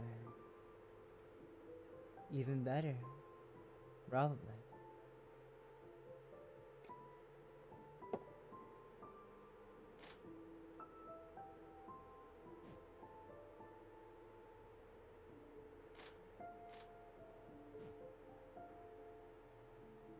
Despite everything, it's clinging so tightly to Lotus's arm, wrapped around it, lost amidst the storm that is the girl next to it. Then let me take care of you. She leans in to kiss Clover's neck, tender and soft. I told you, I can give you what you want. I can make you feel how you want. You want it, right? Even if it hurts. She waits for a response. The soft, warm, girl-shaped body pillow on the seat in front of her simply nods and sobs in the dark. It feels obscene to admit, but Clover's body feels so similar to how her own felt to touch when she was younger, when she was still going through puberty. No matter how much it annoys her, she can't escape from how it makes her want to cling and never, ever, ever let go. If it feels like her, she can treat it like an extension of her. If it's an extension of her, her own autonomy is enough for both of them. It didn't need things like that. Clearly, that never did it any good. I'll give you everything. Just let me. Just let me. Before she realized that tears flowed down her face and pooled onto Clover's neck. It hurts so much. I just need you to understand. Then we can hurt together. There's no other way to describe it.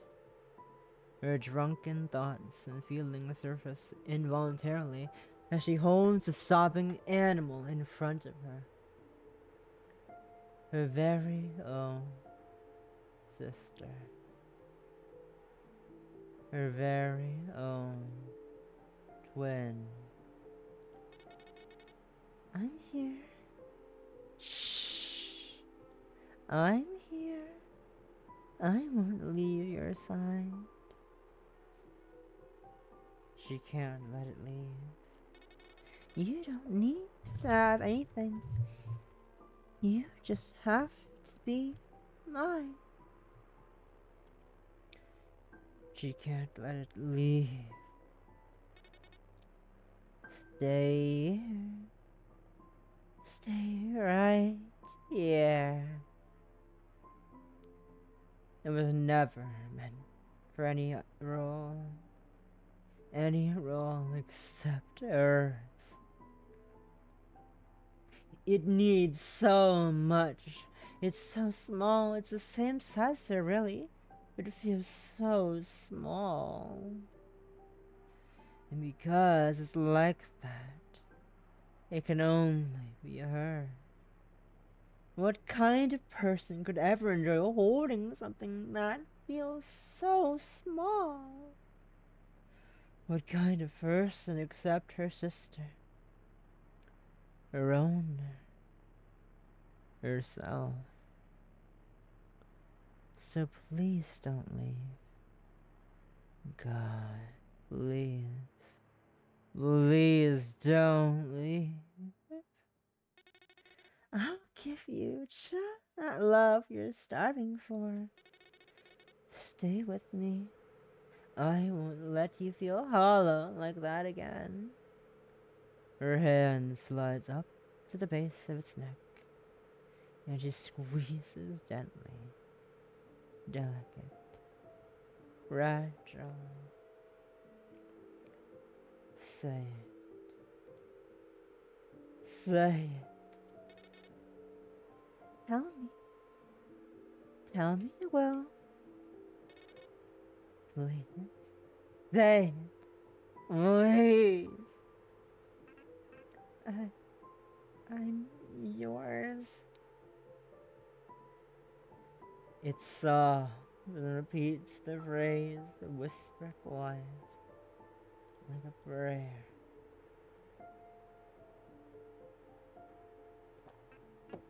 I'm yours.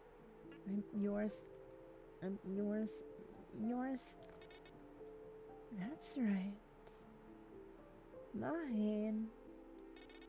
My little twin sister. You're my little sister. Because you're mine.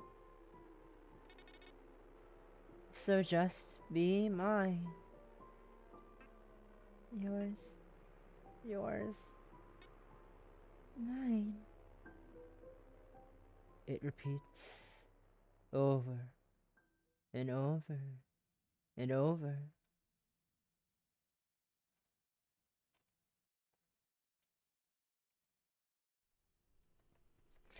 Glover's consciousness gradually fades back in with the early dawn. Cold. Cold. Something is missing. Its body feels too light. Something so all-consuming, suddenly missing. As it realizes it's alone in the car, panic rises in its chest and it snaps awake to look around. It sees Lotus sitting on the front bonnet of the car, on her phone, and the unease in its chest goes quiet again. Without thinking, it stumbles out of the car. Lotus looks back at it, yet it freezes in place. Morning. Lewis stares, the blank expression, deer in headlights. Lewis looks more pale than Clover has seen her up until now. She gets up and steps briskly towards without a word. I was scared. Without a word, Lotus wraps it in a full body embrace. It's so fucking cold.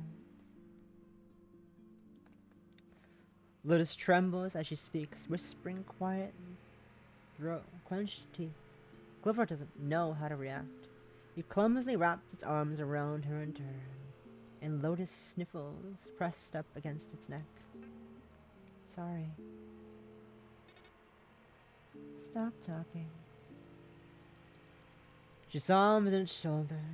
Clover is too overwhelmed to know what else to do except hold her back, and too empty to want anything else to begin with.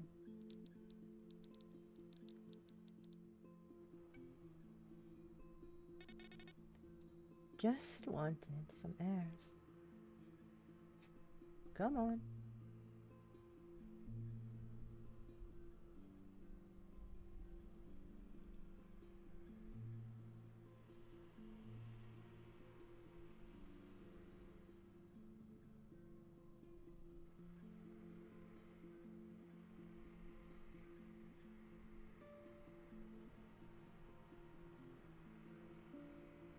The two get back inside the car and press close to each other for some time, wordlessly.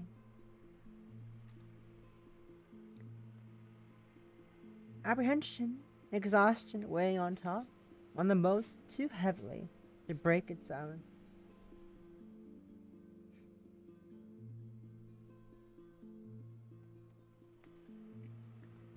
The chill air of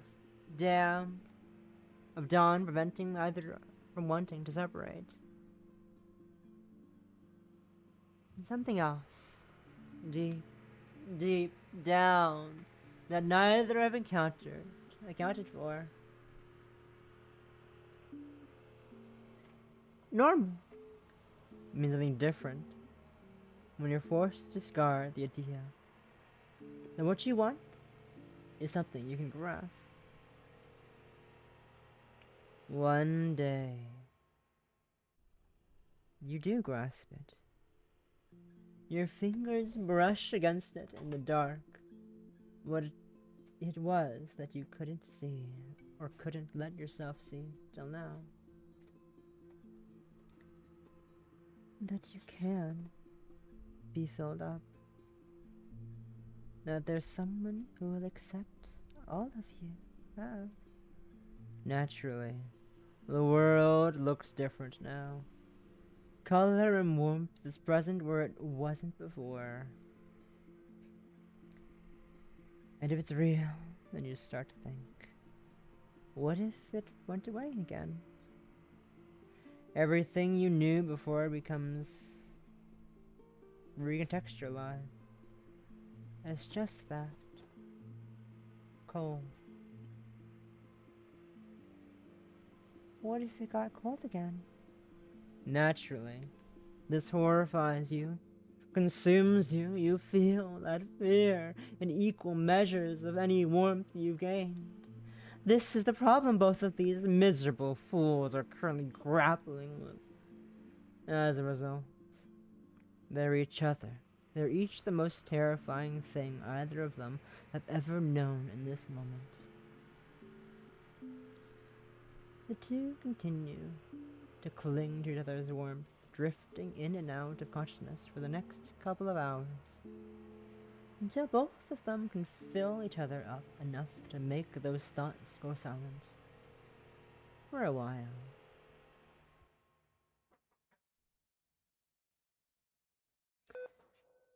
Hours until destination. 34.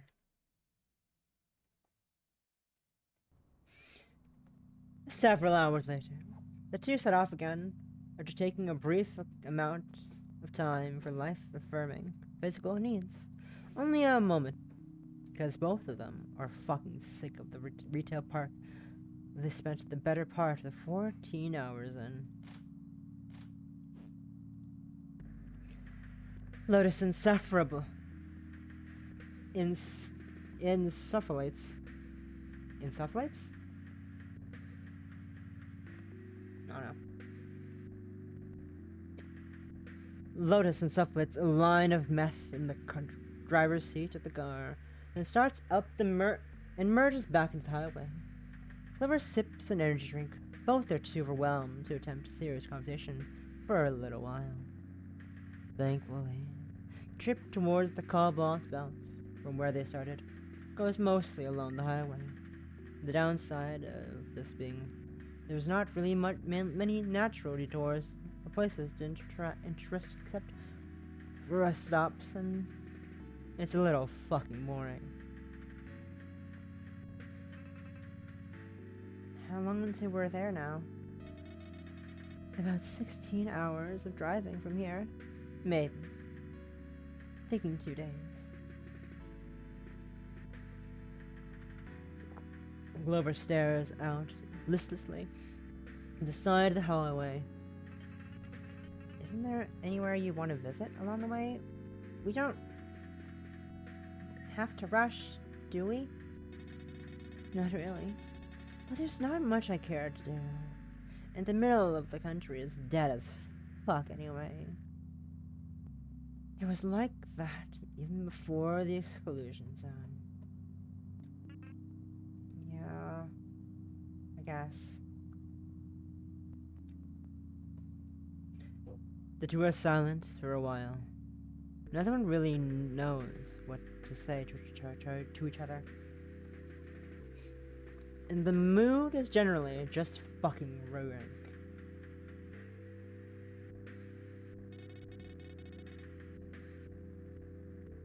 If I hand you my phone, you're not going to do anything fucking stupid, are you? No? Why? She reaches into her bag beside her and thumbs something into her phone, casually before handing it to Clover. Pick some music out. Huh? Okay. Just pick anything. I don't care. I just want some noise. Lois doesn't know that she's asking me the worst person for this job. But on some level, she enjoys commanding her little minion. It deliberates for a second before the car's shitty-ass speakers come alive with some abrasive, bouncy hardcore track. I like this artist. Makes sense, Lotus thinks. Makes sense, Lotus thinks. Lotus' music taste can generally be summed up as 14-year-old girl shit. Lotus also thinks. It's fun. Right? It's like, it's okay, I don't care if it's stupid, but it's just fun and it makes my head feel all squirmy and it feels like I'm flying? Clover catches herself info dumping and pauses. You're such a little kid. What the hell? It's cute though, honestly. Clover looks down and bounces its knees, not really knowing how to respond to praise. The crunchy bass of the aggressive, shit-ass faggot slut eats up the silence between them in a bizarrely soothing way, Lotus thinks. You ask me why I'm doing this, right? What about you? Oh, I said before, didn't I? You really could have just left if you really wanted. You had tried. I didn't try that hard to keep you tied down even. I literally handed you a phone just now. I wouldn't have done that if I didn't feel confident about it. But it's not like cops or anyone could listen to me, right? You're learning. Good job. Good boy. She reaches over and taps Clover's head. Tell me what it's like for you in there. I don't know. Hard to point at one thing. Lots of little things, I guess. Moved around a lot growing up. Lots of different carers. Foster parents. Not really anything special. Clover stares ahead for a while. Scared of everyone? Never really felt like the same animal as anyone else. It's easier if I just told you. It's more like a whole... You were right before. I just feel hollow all the time. I don't really like no change. Later on I met a few people, but it didn't make the hole go away. I think if anything, once I stopped ignoring it, it just got bigger. And it's like people could see it in me, and I could feel how scared they were before they could even get close. My meds helped, but I started feeling like, do I have to live with this hole forever either way? No matter what I am, it doesn't go away. I'm just tired. And like, why even take them? Your pills? What's the point? We're gonna die soon, even. So why? I don't know, honestly. I mean, you're supposed to take years to fully change you. I think having that to look forward to helped. But even if there were no one else left, no one around, just me, I would still want to. Does that make sense? Not really. She reaches to her bag with her free hand and pulls out the two remaining HRT dispensers she'd been holding hostage, and nonchalantly reaches over, placing them in Clover's lap. Here. I don't care anymore. Thanks. If it makes you feel better. All of that being nothing but a hole is the most bitch-coded thing I've ever heard you say. Don't get the right idea. I don't care if it stops being fun. That's all. Several more passes. Neither of them feel like breaking the silence for a while. You wanted to visit somewhere, right? Think I know where we are actually? This guy I used to watch. He's all those shitty rundown places. Some abandoned, some dirty, others just normal shitty. Don't know if it will still be there, but wanna visit a dead mall? Sounds cool. Think like a few hours from here. Was thinking about it when I planned this. It seemed too boring to go all the way for at first, but then there's anything that's fun with other people.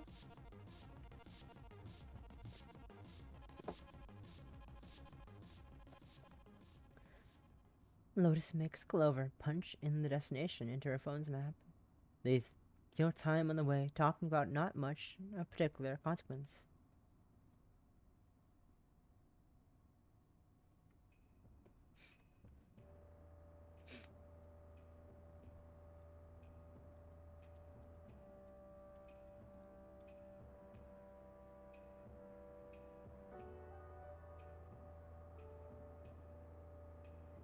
The two eventually roll into the town, mostly characterized by 100 feet signs for major chains towering over gas stations and parking lots scattered haphazardly around intersections, empty storefronts, and generally fucking nothing of interest. Everything is placed impossibly far apart, barely anyone around. Forested valleys and signal towers line the horizon, entombing the town, a striking visual that tragically only serves to make you imagine being literally anywhere else.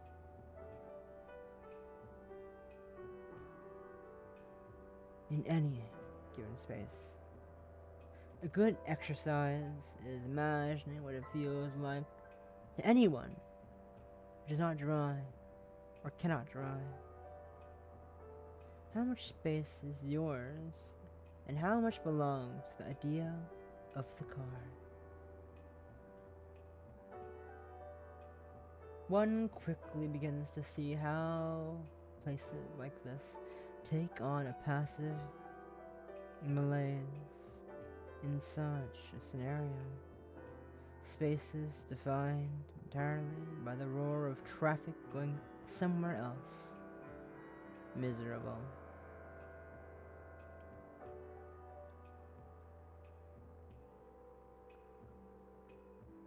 Not long after arriving in town, they enter a parking lot at about 2% of its total capacity. The asphalt is noticeably warped and deformed. They're still open. No way. Lotus had explained to Clover on the way. Dolores Fields is a mall built on top of an old landfill, with the genius idea that being so would make it more watertight and less prone to run off. It didn't.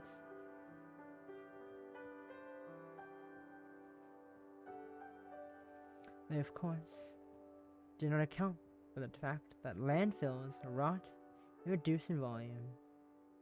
The end result being that the doomed megastructure is slowly sinking into the earth where it fucking belongs.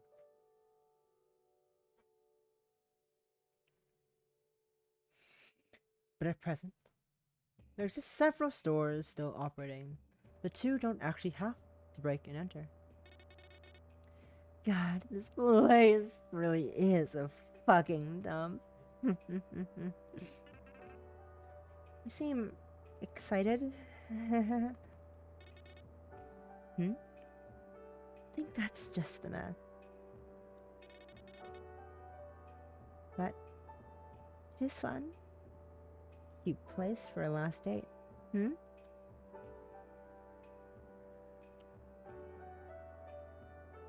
Clover goes silent, its chest tightened, its limbs go heavy. Lotus looks back to see its face instantly flushed red, and she lets out a shrill laugh. You're so easy to fuck with, it's unreal. Lotus bounds towards a small entrance, forcing the dazed little idiot to try and keep up with her. I don't understand you, it says, with an unwilling smile, as the two make their way into the mall.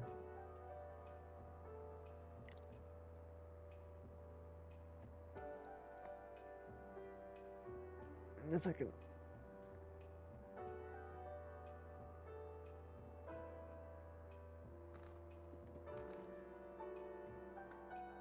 The interior of the place couldn't be any further from claustrophobic even. Packed retail park they visited prior. My eyes are fucking up right now. Oh god.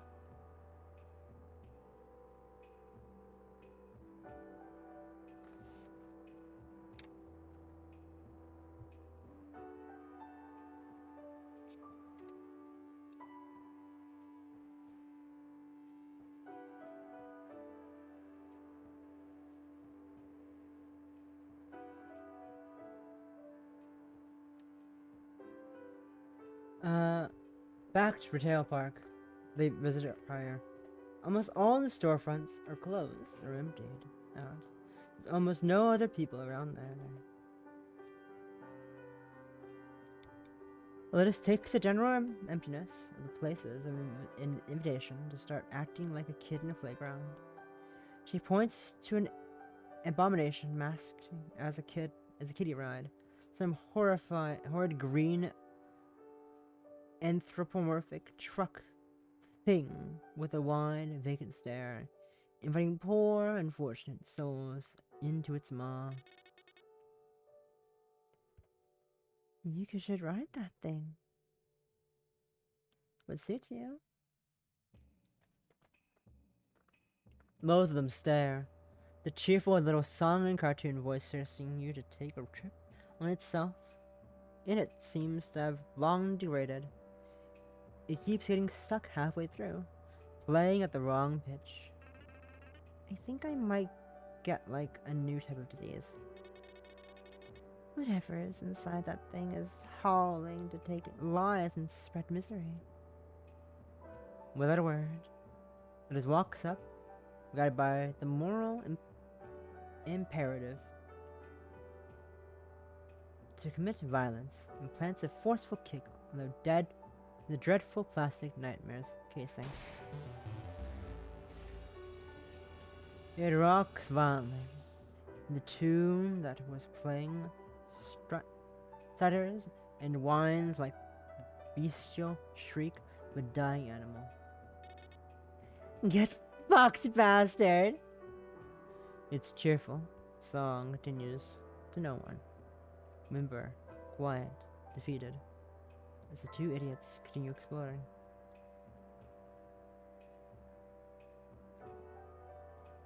Neither really feels all that hungry, but they realize they haven't eaten in almost 24 hours, and Clover manages to bother Lotus into admitting she probably needs to eat too. They decided to go to the only remaining diner in the oversized, mostly empty, food court.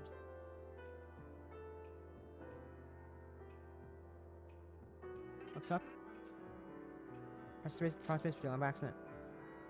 Neither really feels, they decide to go to the only remaining diner in the oversized, mostly empty food court. Clover orders an assortment of breakfast items and pancakes. Lotus orders one black coffee and pancakes, which she is currently toying with, while wearing a blank expression. Are you really not hungry at all? Okay, I'm gonna go pour myself some more tea. I'll be back in a hot minute.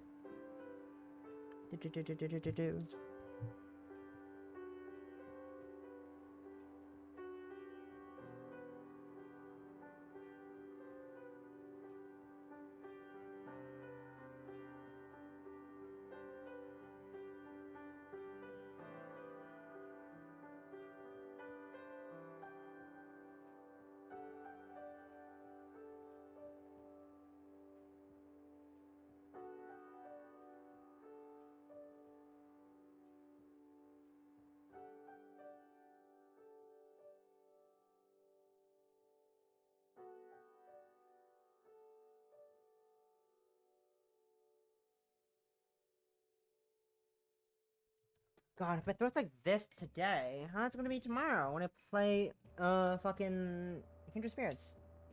That's a bit concerning, but I should be fine, I think. I should be fine. My voice should be fine. Surely. Surely. Surely.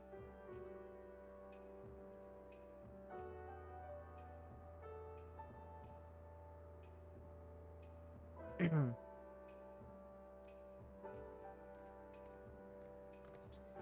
you really not hungry at all? Nah.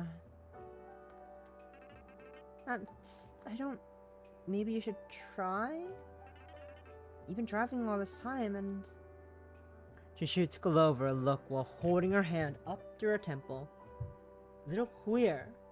Is too bold to know, she thinks. Just... My head is killing me. Give me a sec. Clover sits uncomfortably, pushing around its food before it gets an idea. Hold on a sec. I just got something. Gotta get something. She raises an eyebrow at Clover, but doesn't care to babysit it much right now. Meanwhile, It goes off to nervously bother the woman at the counter for returning with a glass of water. Here, you might feel better. Lois looks up at it with a dark expression. I didn't ask for anything. I know, but you'd probably feel better if you drank something other than coffee. I'm doing completely fine. Stop. The anxious thing is crossing boundaries in a way that makes her feel bad for being so irrationally upset. It takes all her willpower not to fucking snap the little idiot. Just sit down and be quiet for a bit, please. Sorry.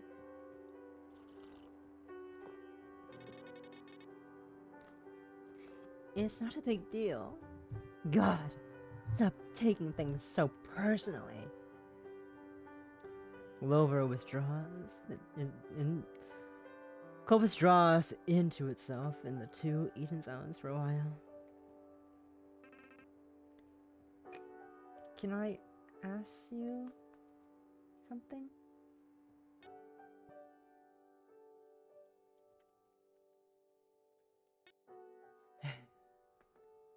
Sure. So before I asked about what your life was like.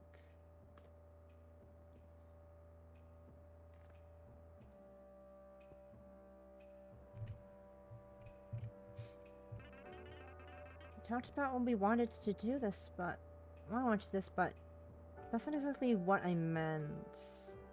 She looks up at Glover, quizzically. Then, what did you mean? Well, like, I don't really know anything about you, except why you wanted to die. I guess you might not have much time left now, and I wanted to ask about, like, what do you like and stuff? She stares at Glover for a few seconds. No matter how much she pushes away, he keeps trying to get closer again. Like kicked puppy, climbing back to itself, its owner.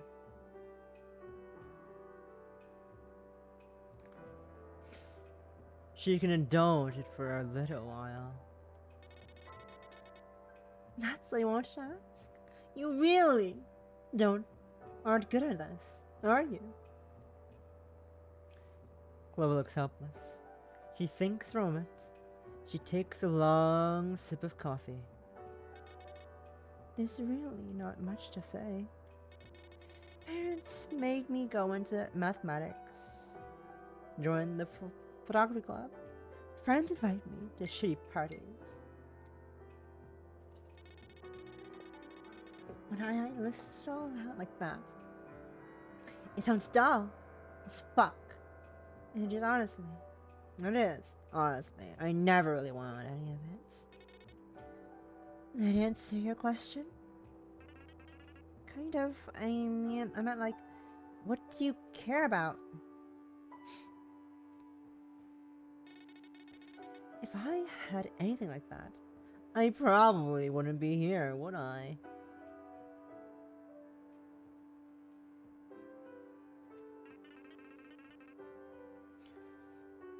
I guess.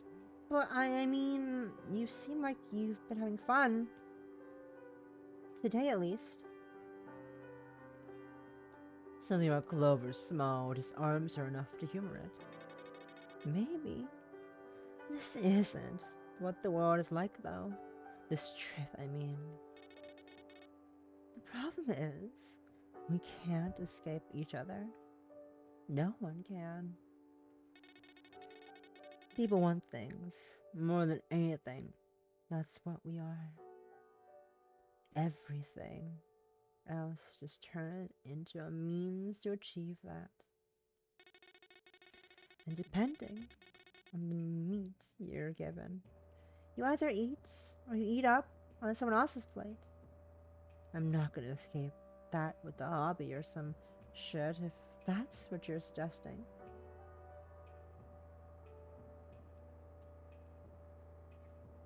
kind of wishes she didn't open her mouth now.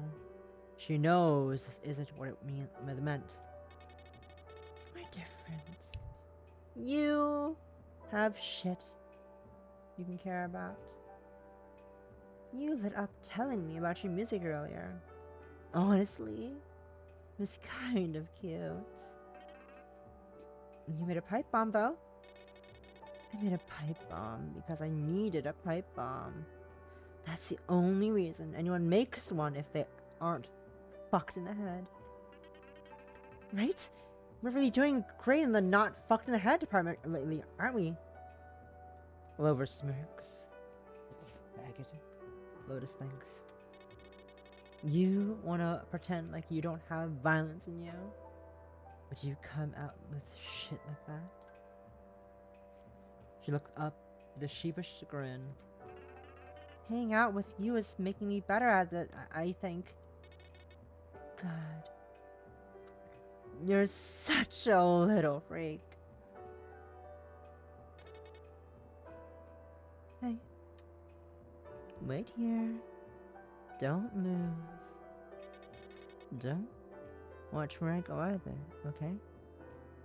Stay right there. She stands up and looms over it. Can I trust you to walk with that? Okay. Lotus heads off around the corner. Naturally, she wouldn't have even considered it if she didn't trust that her little pet wouldn't be completely eager to do everything she asked. Liver sits nervously, looking around everywhere except for this one for the next 10 minutes or so. Although, altogether resembling a textbook diagram for learning helplessness. A hand grips its shoulder and it freezes. Good job! She leans in and wraps her arms around it. You really are like a lost little kid. I bet you didn't even look back once, huh? You asked. Bet you were so scared without me.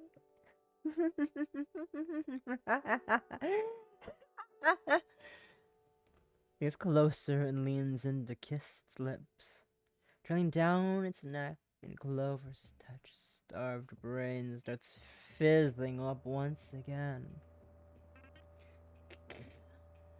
Hey, don't be so boring. What good is a date if I can't show you off? That's what it wants, after all. Even if it won't say it, Lotus thinks. Besides, this place is empty as hell anyway. That's not it. You just scared me. Is it scarier than dying? What's got into you? The answer is more meth, by the way. Just so you know. Nothing! I feel great! And we look around. Lover once again swept into Gnosis impulsive bullshit without a say. The two go back to roaming around the remainder of the mall. The two continue as they were for some time. There's not much to look at, but overall, both of them have a pretty good time exploring the desolate carcass of a mall. At some point, both of them need to piss. The two head down the long, empty corridor, leading to a split for male and female bathrooms. But returns and goes towards the male bathroom. A hand grabs its wrist. Where are you going?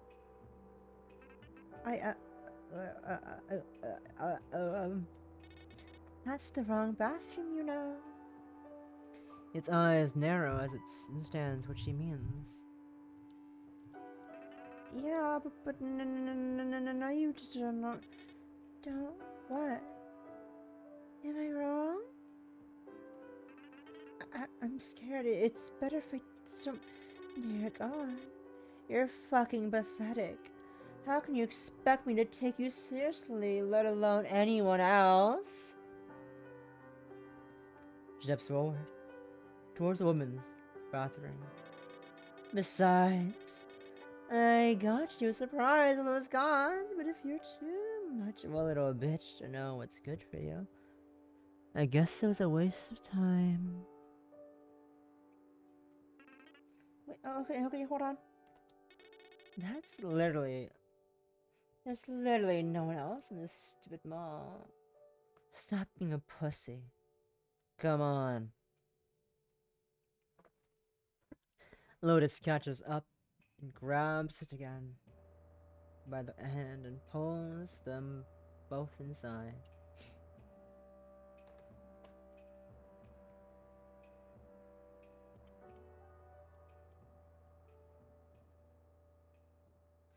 Lotus doesn't really know what it was expecting. It's a bathroom. Rows of stalls and sinks. At least it's not too disgusting. And more importantly, seemingly empty, it thinks. It expects to meekly enter one of the cubicles, do what it requires, and wash its hands and leave as soon as possible. Lotus has other things in mind. It protests at being restrained. You whispered, quiet. Hey, let go. I'm here now. Mm-hmm. You sure are.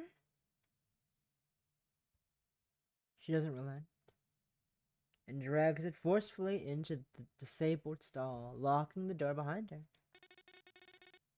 Quit fussing. Weren't you listening? I have a surprise for you. She reaches into her bag and pulls out a black and pink plaid skirt. I got this earlier, while you were waiting for me. From that one tacky emo store. Kind of funny that somewhere like this is still open here. Anyway, you probably love that kind of thing, right? Liver tears up as it stares. You really didn't have to do anything like that. It looks down shamefully. And besides, I think you'd be kind of scared to wear it. Sorry.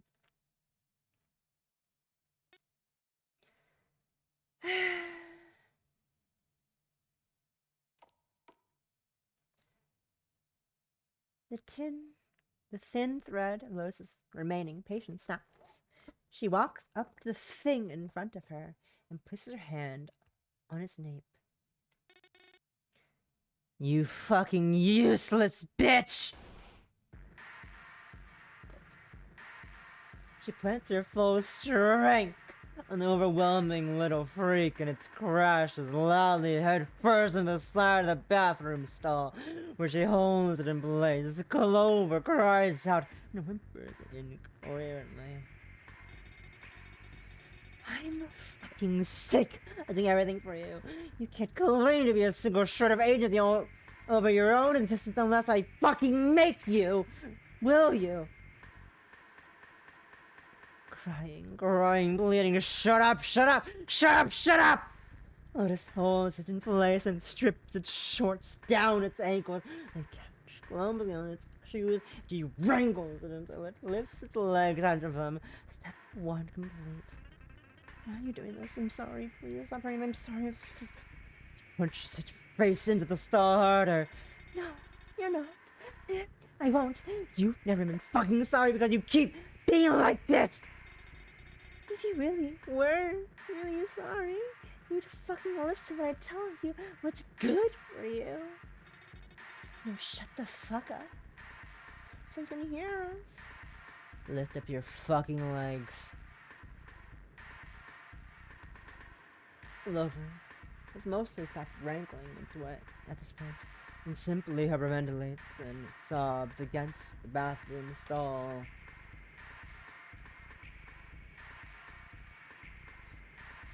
Lotus brings the skirt to its feet. It clumsily steps into it, followed by Lotus zipping it up around its waist. After a little bit more shoving and verbal abuse, a perfect fit. Step 2. Complete. She presses into its back and speaks into its ear. The worst part is, you weren't so useless. I might have mistook you for a girl to begin with. You're fucking gorgeous. But you half-assed it, and it pisses me off. Why even bother trying to be a fuck-me eye candy if you aren't gonna be good at it? Clover is directing every cell in its body towards it, teasing her. Because it's fucking scary, okay? I had no idea how people would treat me. Let me go! Oh yeah? You didn't know how they treat you? As if... Let me fucking show you. Now, for step 3. Shove your fucking hand up its skirt. We look the same after all. Even if you wear your body like trash. I don't get it. I'm sorry, I don't get it. Please stop. No. Fucking! Lewis's words. Lewis's words in its ear make Clover feel like it's caught in a howling storm. The whole world burns and spins and its chest tightens. What does any of this have to do with us looking similar? We're not related. Please, no. Lewis leans in to whisper in its ear in an empty bathroom. You haven't been listening at all, have you? You won't lift a finger to help yourself. You've had so many chances. You don't even own your own body. So it doesn't have to make sense. If you're gonna do such a terrible job at being you, you don't even get to complain when I say what you are. She raises her hand, but is currently groping Clover's crotch beneath its skirt, and spits forcefully into her palm, spreading it over her fingers. You're my sister, because I say you are. Family is just another way to own a person.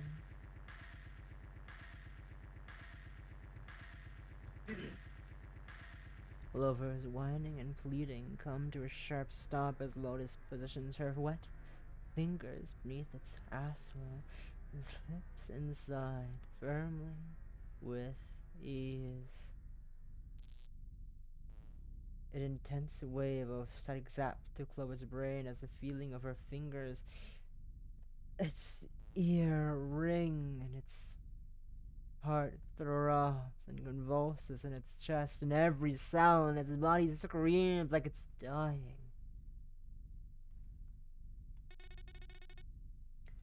Freaks like you don't get the luxury of a justification. It's never felt this good in this life. As Lotus starts fucking her hand into it, incoherent dripping on dramatic leaking sorry, like a prayer. Here's a fucking lesson for you. She spits the words out like venom. Whenever sorry is about to fall into your lips, I want you to say thank you instead. Since you clearly don't understand what sorry actually means. Do you understand me? Over. Struggle is to form coherent, simple syllables through its trembling, sobbing moans. Yes. She presses her body closer and tightens her grip on its insides. Cry over, cry all you want. No one is coming to help you. Not that it would do you any good anyway. Come on now. What do you say? Thank you.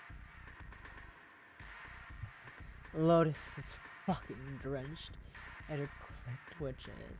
She presses up against this thing.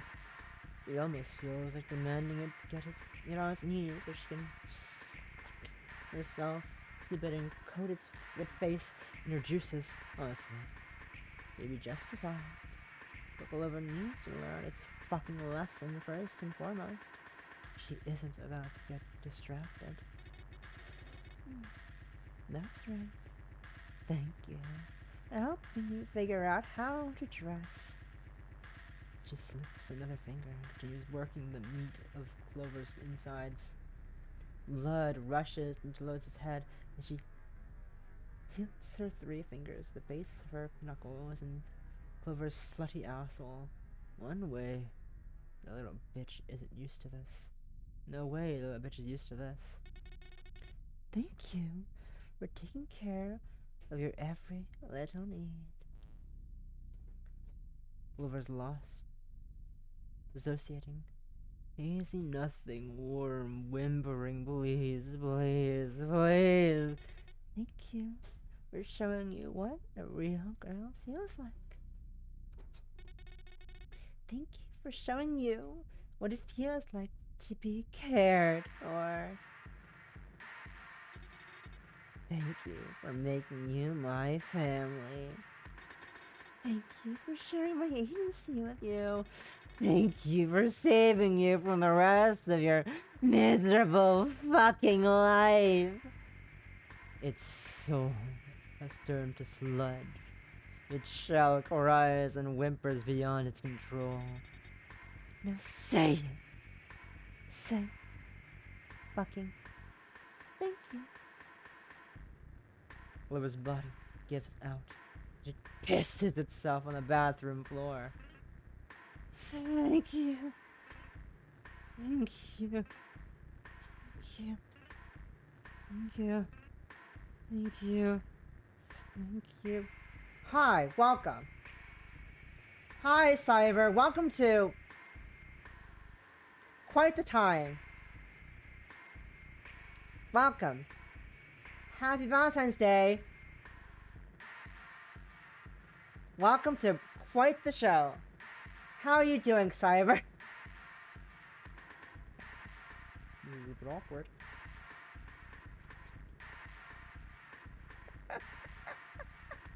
I hope you're having a lovely Valentine's Day so far.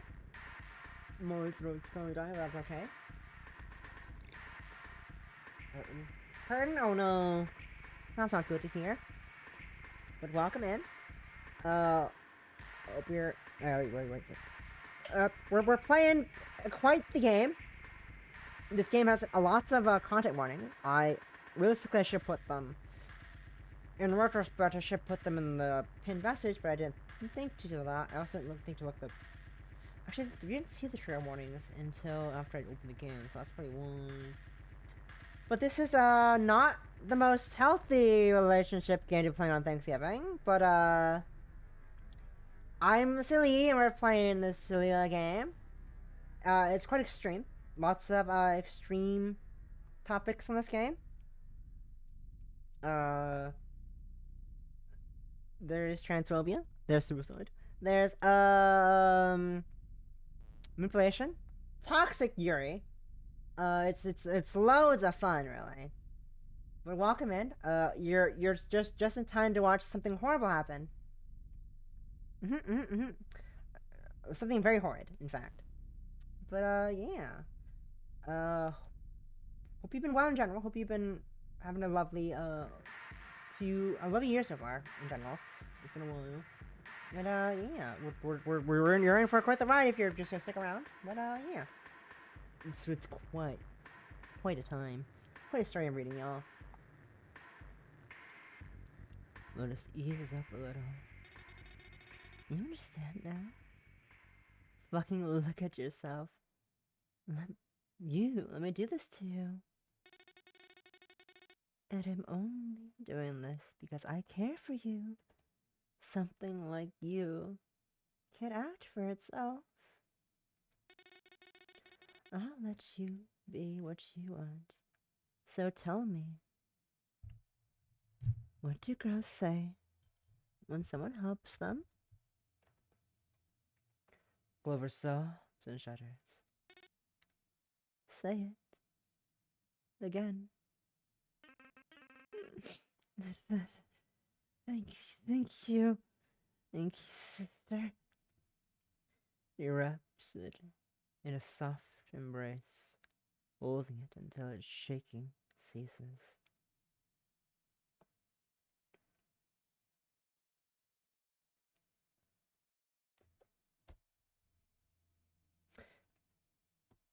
Just to be clear, they aren't related at all.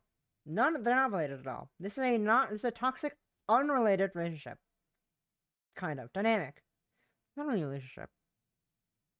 They're not really in a relationship. They're quite the arrangement. They're in a situation. It's the situation. One person's been kidnapped. It's kidnapping. One person's been kidnapped, and the other is the kidnapper, obviously. And she's taken her on a road trip to a certain location, so they can both end themselves. Yay! Fun. The next several hours are a hazy, barely conscious blur for Clover. Lotus cleans them both up a little and briskly drags Clover out to the mall with her. The color of warmth present in the building before feels like it's drained out. The shitty radio speakers just sound like noise. Lotus hears a voice. Don't you wish every more day could be full of warmth? She freezes. Looking around, it sounds like it was playing from the speakers. But somehow, she knows it came from inside her head. I hope we can meet soon. Alyssa's heart is pounding. She looks around frantically.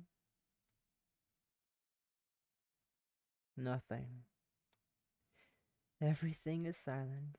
No sign of anyone around. The mall feels so much emptier out of all of a sudden. Clover is unresponsive. It doesn't register any of what just happened. Guess her head really is fucked now, Lotus thinks. Not that it'll matter much soon. This drags both of them out with renewed urgency. This leads the nonverbal, bruised and piss-drenched Clover to the car and slumps it down in the passenger seat, where it mumbles to itself, drifting in and out of reality. There's a quick call to a motel several hours from here along the way to check if there are rooms available. She asks if they have a laundromat service. And they do. Lotus gets back in the car and looks over at the thing passed out beside her. It fell asleep before putting on its seatbelt. She sighs to herself. What am I gonna do with you? She straps the poor little thing in and starts the car, making her way out to the car park and back onto the highway. Hours remain until destination. 28 hours. Gulliver's dead asleep in the passenger seat. Lotus is thankful for the relative quiet. She was originally prepared to go all this alone anyway. Little thing is so fucking needy. For whatever reason, just hanging around it feels like it demands all her attention, whether it asks for it or not. Like a little black hole. But it wasn't like that. You'd probably be alone now.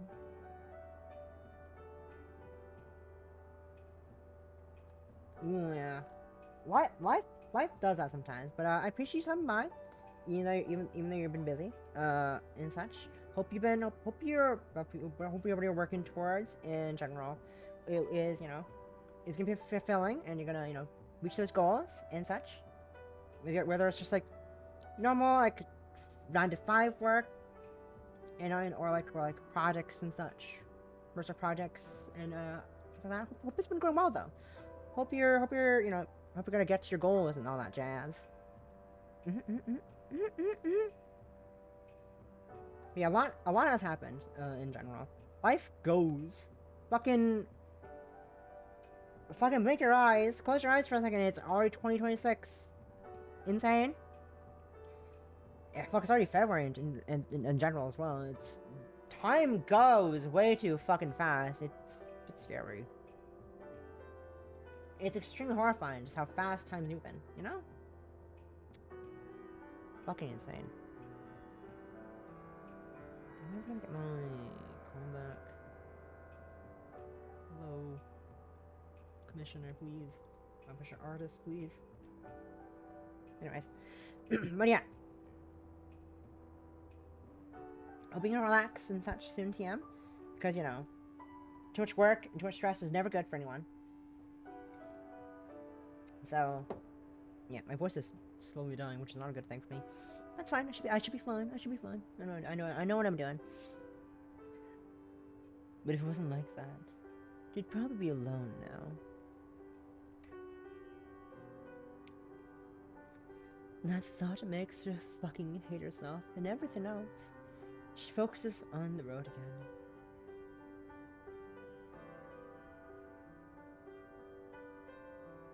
Lotus thinks about the voice in the mall. Why did it sound so familiar? Regardless, she knows she's been sleeping. Eating and drinking like shit on top of the rampant substance abuse. So she has a litany of reasons her head could be fucking with her. Not mentally ill, not mental illness reasons, because those are for people like Clover. Little thing will probably get all worried and start guilting her about taking care of herself or something, so she resolves not to bring it up with Clover. Everything and everyone gets more sparse the closer they get to the belt. The lull in traffic is nice at least. She thinks about how she hasn't checked her messages or social media in a day. Not really much point now, I guess. She wonders if her family have caught on that she's missing now. Oh yeah. Ethel. Lotus almost forgot she fixed her car. Not a problem though. That's just the cost of doing business. 3 hookups is like basically equivalent exchange for a car. It's pretty lonely to think that she doesn't have anyone back there, really. She really misses. But also, I don't know. Would it really be better if she did? Lotus thinks. Everyone is so exhausting. You're being a little bitch. Stop thinking and look at the road.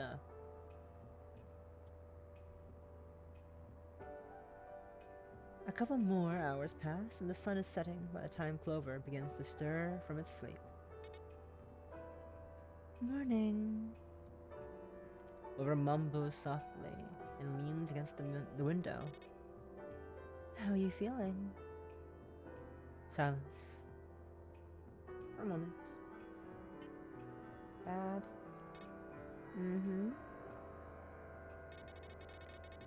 For what it's worth, I don't really feel torn up by what happened or anything.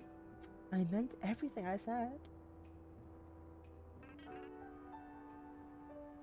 You really fucking hurt me. But I don't know, all that stuff you said, you were right. But I'm scared you hate me. Clover stirs out the window as it speaks.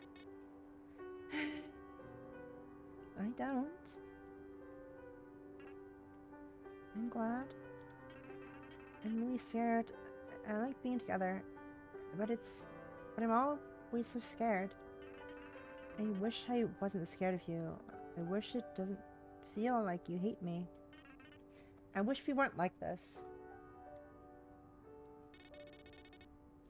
If we weren't like us, we wouldn't be the same people. We probably wouldn't have even met. No point worrying about it now. I guess. Neither of them have much energy to talk about anything else particularly important for the rest of the drive. We should watch your skirts.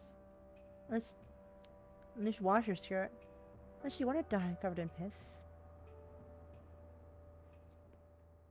It isn't long before they both reach the motel they're staying at. It looks really shitty.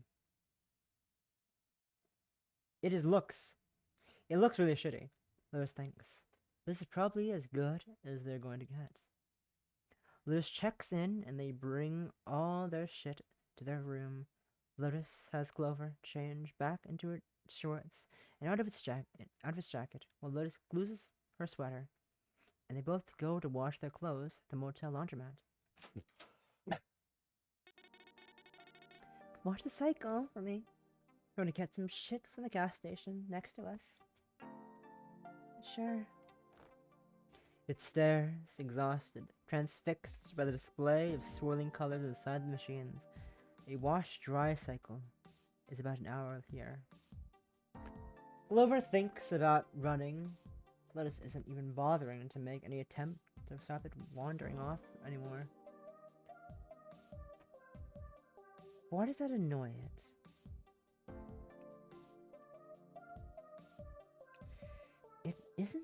It lets the thought melt away into general malaise as it loses itself in heavy, mechanical tones and pleasing blurs of color inside the laundry washers. Lotus returns in a couple more minutes with a plastic bag at her side. Did it run off yet? Yeah, I'm not planning on it. It looks up at her with a tired little smile. Lotus reaches into the bag and pulls out a 6-pack of cider before breaking off one and handing it to Clover. Do they even let you drink in a laundromat? Doesn't matter. There's barely anyone in here, and it's in the middle of nowhere. If they tell us to stop, we'll stop. Fair. The two sit for a while, staring at the machines, drinking like fucking scumbags. Cider tastes fucking amazing right now. Clover thinks. You're trembling. Just overwhelmed. Are you scared? A little? What about you? Not one bit. If anything, I'm fucking stoked to reach the zone. She's almost vibrating as she speaks. Don't tell me you're not excited too. I guess so. We don't actually know what it will be like, do we? Just that people don't come back. I've read a lot, but you know we have a plan for it. If it's not lethal on its own, right? Yeah. Pipe bomb. I've never been to a laundromat before. It's kinda nice. The sounds are calming. Kinda wish I'd had a reason to go here before. Your brain is just craves stimulation, huh? It's nice. I have a solution for that. She leans in and wraps her free arm over Clover's side before biting down on Clover's neck. It spills cider over the floor and itself in the ensuing strangle. What the fuck? Stop! Stop! Nah. You barely have any will of your own. You're like another I can snack on while I feel like. Fucking adorable. Clover stops struggling and simply smiles and laughs reflexively at getting turned into a warm chew toy. Lotus eases up and laps at the bites she made. It trembles as it speaks, colored with manic fear. Ah! I fucking hate you! Ah! You're so fucking horrible!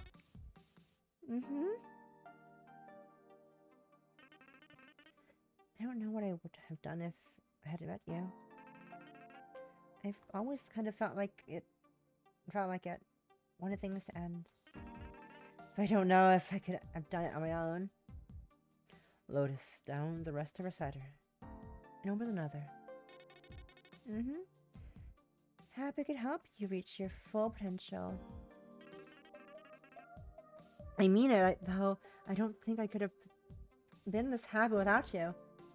It beams at Lotus. I can't even kick you in a way that will stop you crawling back, can I? I don't know. You think I can find someone else who'll let you?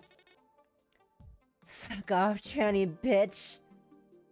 She says it with a smile and shoves her more alcohol.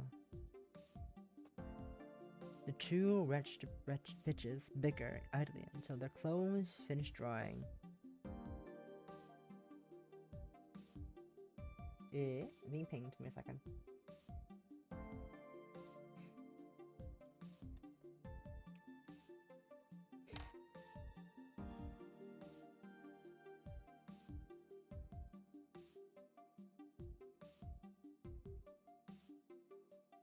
Sorry.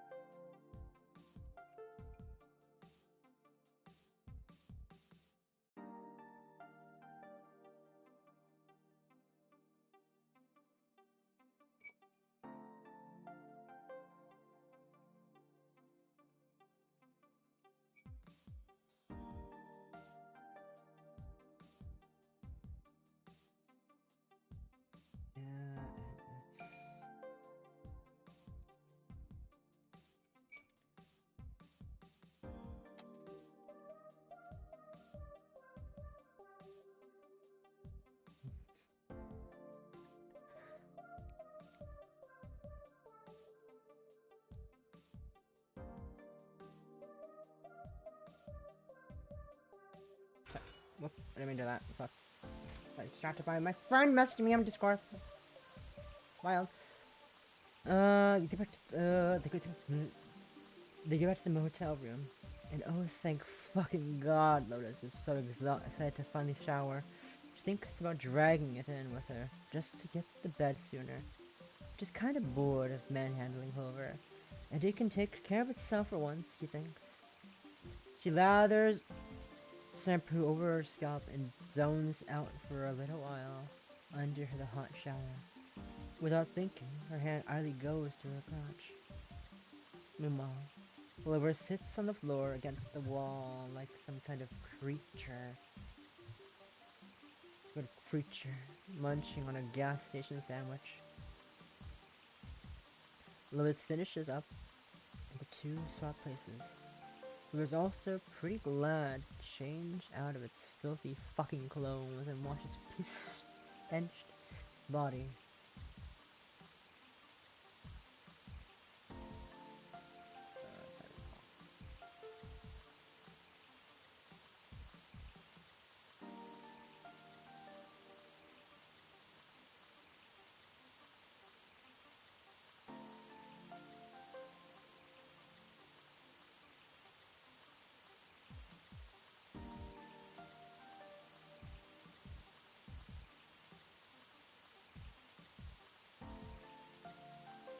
Lois actually finishes up, and the two swap places. Clover is also pretty glad, or rather, well, Clover swipes Lois's razor, and tends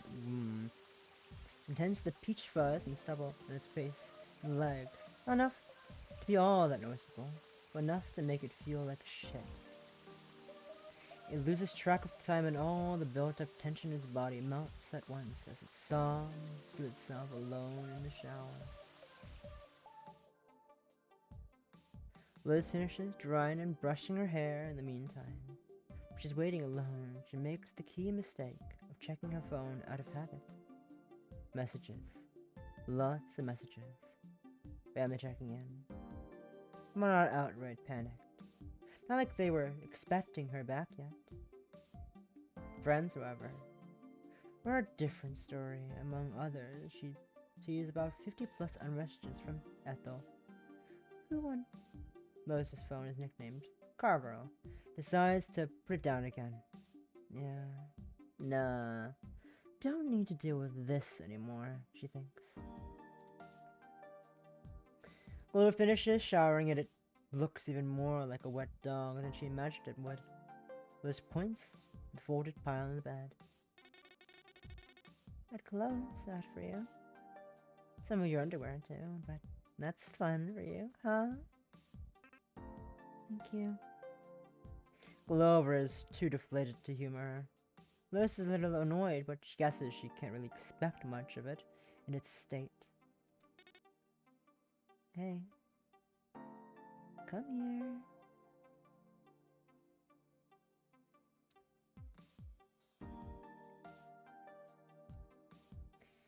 She bats the spot on the bed next to her.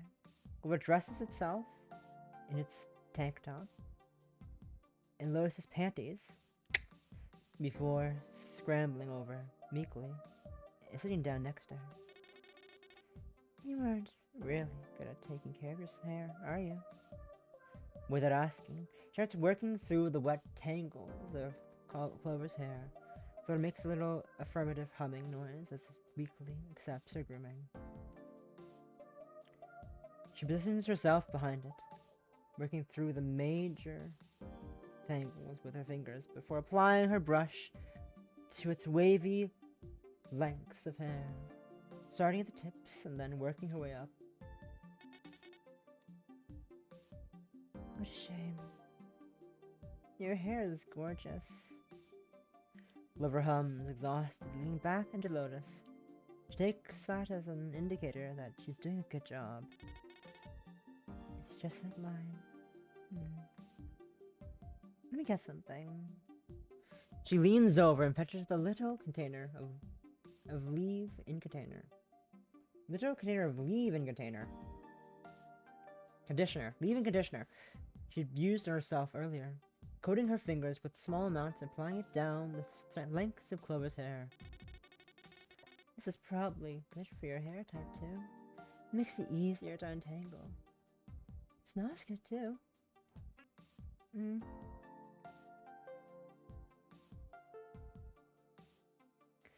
It's true. It's been feeling tired of doting on it. It's true she's been tired of doting on it, but there's something oddly comforting about being able to work her hands on something that feels so similar to herself. Of course, it feels natural. She wouldn't have made it her sister otherwise. Lotus loses herself in the motions, and before long, Clover's messy tangles are sleek, orderly lengths. The two continue to sit like this for a moment longer. Sorry for making you do all this. With signs of frustration, she moves her hand gently to the base of its neck as she speaks. What did I tell you about sorry? Try again. Its heart quickens and begins to shake like just a little. Thank you. That's right. You did this because I wanted. I did this because I wanted to. If you acted the same more often, I bet you'd be less fucking miserable. No response. Don't act so tense. I'm just trying to get along. Okay? Me too. I wanted that too. It's really not that deep. Chill out. She squeezed Hugs as tightly before getting up. No. You have to help me finish the rest of this six-pack. You probably need calories from something that isn't alcohol. Uh-huh. And what you need is to get more fucking stupid to stop lecturing me. As usual, impulsive Lotus wins out, and the two spend a little while drinking and looking at random shit on Lotus's phone. Time passes, gets late.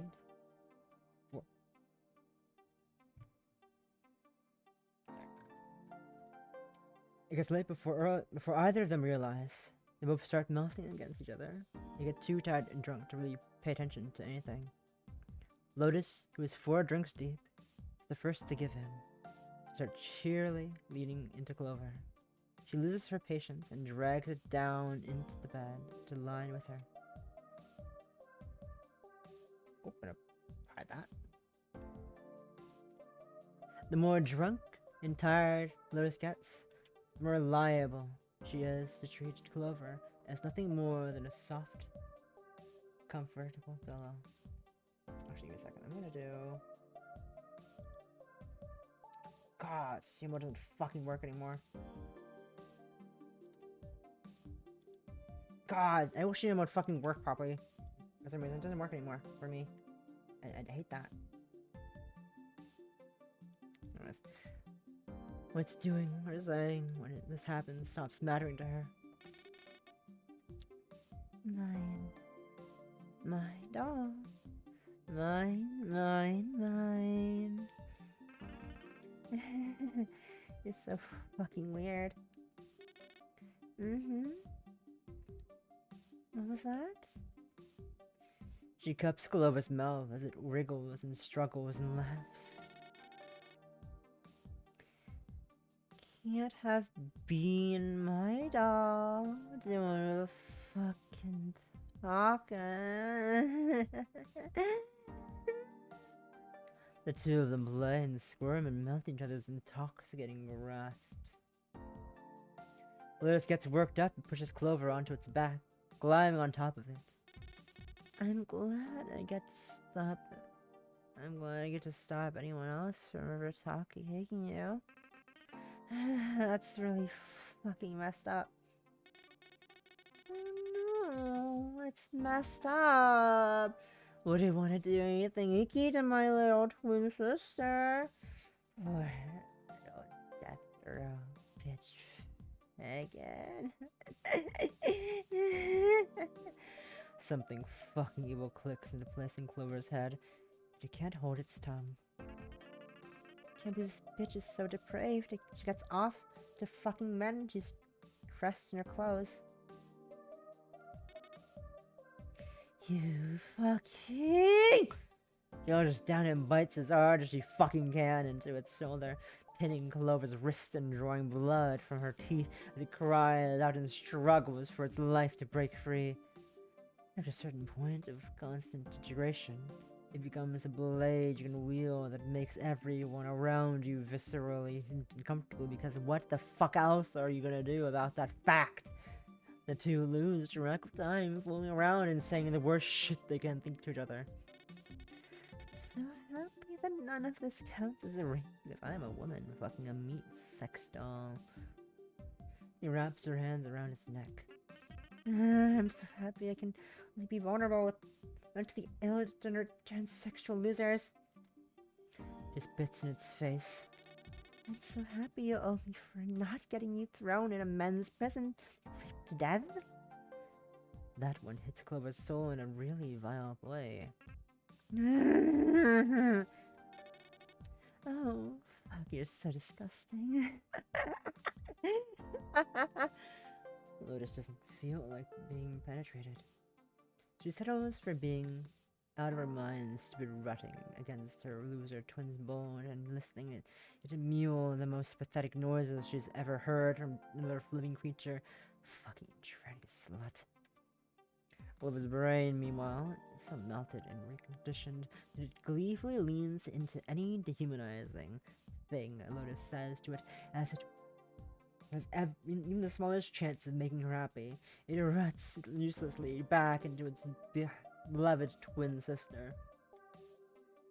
Lust drunk, these thick, repugnant freak run desperately against each other for what it feels like an eternity, until Lotus's pent-up frustration gets too much for her to handle or contain. You fucking bitch! Lotus grasps and claws and stumbles deliriously over Clover, losing her underwear at some point in the operation, and they fuck. Oh geez, that is... Damn. Clover's neck behind her legs, but finally taking... What? That's just sex. That just sends me Lex. That just sends me Lex.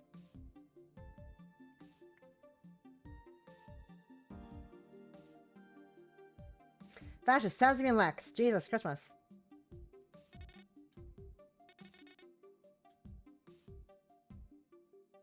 That is. You know? Not sure what I expected from this. Not sure what I expected, you know? Shut up. Go past it real quick. I'm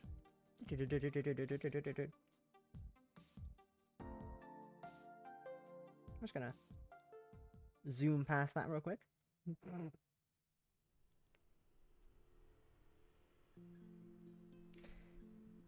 The next several hours see Clover and Lotus drifting in and out of consciousness in a hazy, pseudo-incestuous fudge state, clinging to dear life to each other. Lotus has been on untold quantities of meth the past couple of days. She isn't feeling the need to sleep one bit. Her mind keeps wandering back to its imminent task awaiting them both tomorrow. She's being especially clingy and refuses to let her consciousness drift even a little. Clover is being similarly stubborn about not sleeping, but the past few days has pushed it past its limits. And Lotus's arms are the softest thing it's ever felt in its life, and it can't help but drift off a little. Occasionally, Clover wakes up, flinching, sobbing intensely. Lotus is there to hold it down when it happens. Every now and then, it asks Lotus some reality-affirming questions and responds flatly. This calms it down for about another 10 to 15 minutes, and the process all repeats again. You here, aren't you? Yeah? You're not going anywhere, are you? No. You're not letting go? No. Never? Never ever. Never ever ever? Never ever ever ever ever. You can't move. Stay right here forever. It sighs contently. Okay.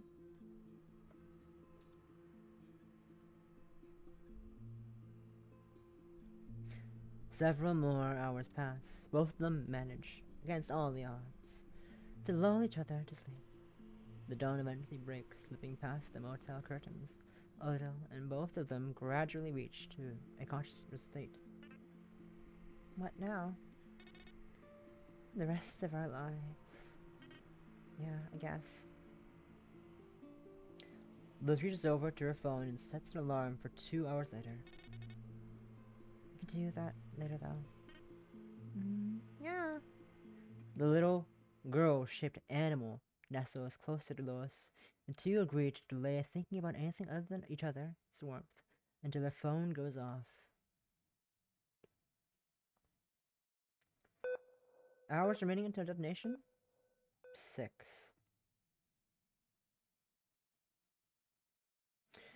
The duo checked out of the motel a little bit before 10 a.m. and are currently out at the gas station.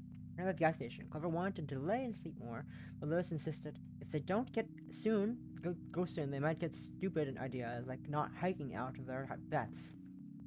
Clover is currently trying to verbally wrangle Lotus into taking the most absolute bare minimum care of her needs. Please, please, please eat some real food before we do this. You'll get the sandwich if you agree to shut up. He's going on the fancy ones. He goes off to pay for the fuel and snacks while Clover waits next to the car. It zones out and stares at the horizon while taking in the gas station fume smell. It feels good to be alive, it thinks. It's about 4 hours from the belt from here. The landscape is so notably empty compared to it before. Everything close to the belt will be swallowed up at some point, so a lot of people sold out or moved away preemptively. Places selling essentials get farther and farther between, so Lotus wants to stock up just in case. Lotus gets back and then go to eat breakfast in the motel car park before setting off. Clover kind of wishes they could get something better than gas station food as their last meal, but decides it doesn't really matter much, and Lotus doesn't seem to mind at all. Stiffly nervous? Yeah. Doing better than yesterday, though. You? Lotus munches nonchalantly as she deliberates. Mm-hmm. Feeling alright. Honestly, kinda wish we were there already. Clover is silent for a moment. I'm glad that we're here. Right now, I mean. Me too. Last chance to pussy out then. Even if I wanted to, if I had to hitchhike 3 days back, I think I would actually just kill myself regardless. The two take a little while longer to wake up and sat idly. Everything feels normal for once. Which somehow makes it feel even more macabre than before. Clover thinks. Always takes a moment to do a casual line. Let's go. Don't want to sit around too long. Yeah, the same. She shuts the car, and the two merge back into the final stretch of the highway before their destination. The road stretches on. It feels like it should be reaching some kind of resolution, but it can't find the words for anything that feels important. Clover can't help but get a little sad at seeing everyone else go about their lives the whole trip. It wonders how much other people have done this before. You're quiet. Sure you're okay?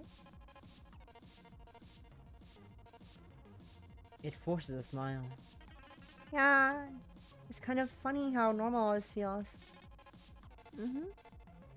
Figures. I wish I could have been better at talking this trip. Talking to people is easy. All they will ever want is for you to be interested. I think I'm interested. Now some stupid questions.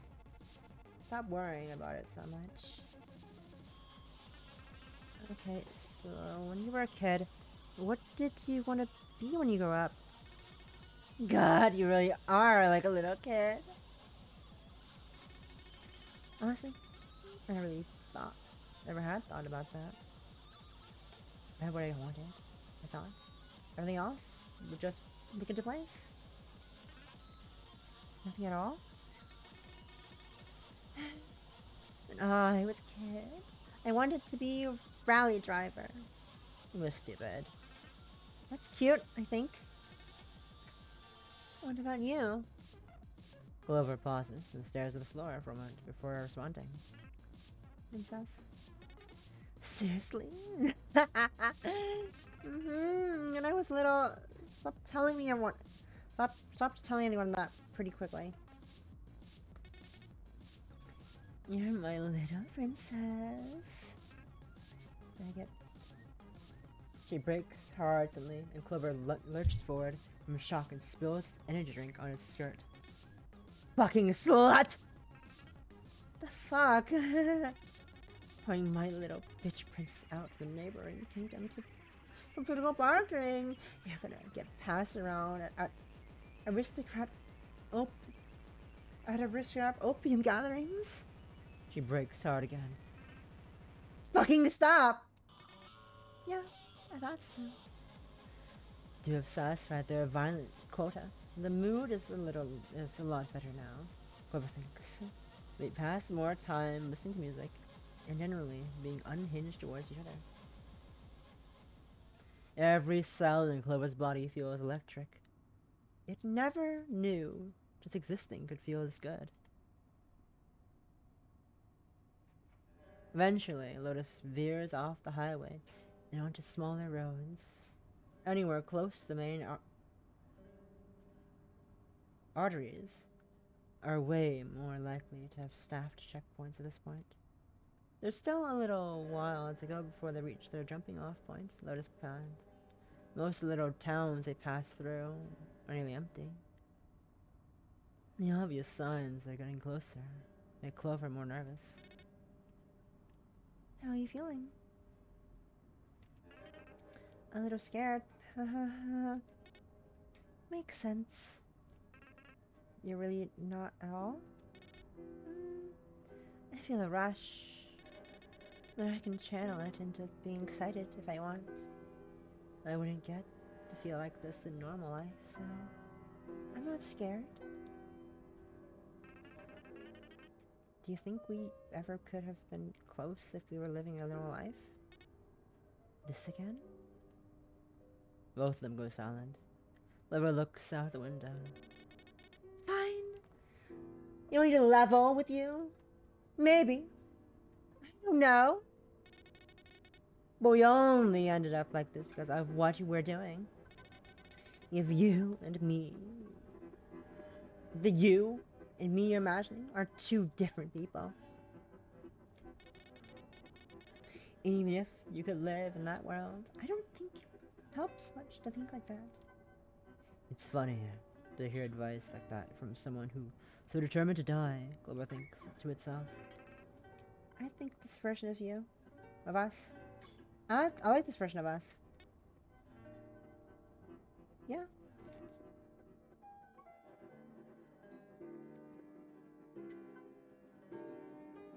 The two enter the woods near the perimeter of the belts. The two are mostly quiet for the rest of the trip.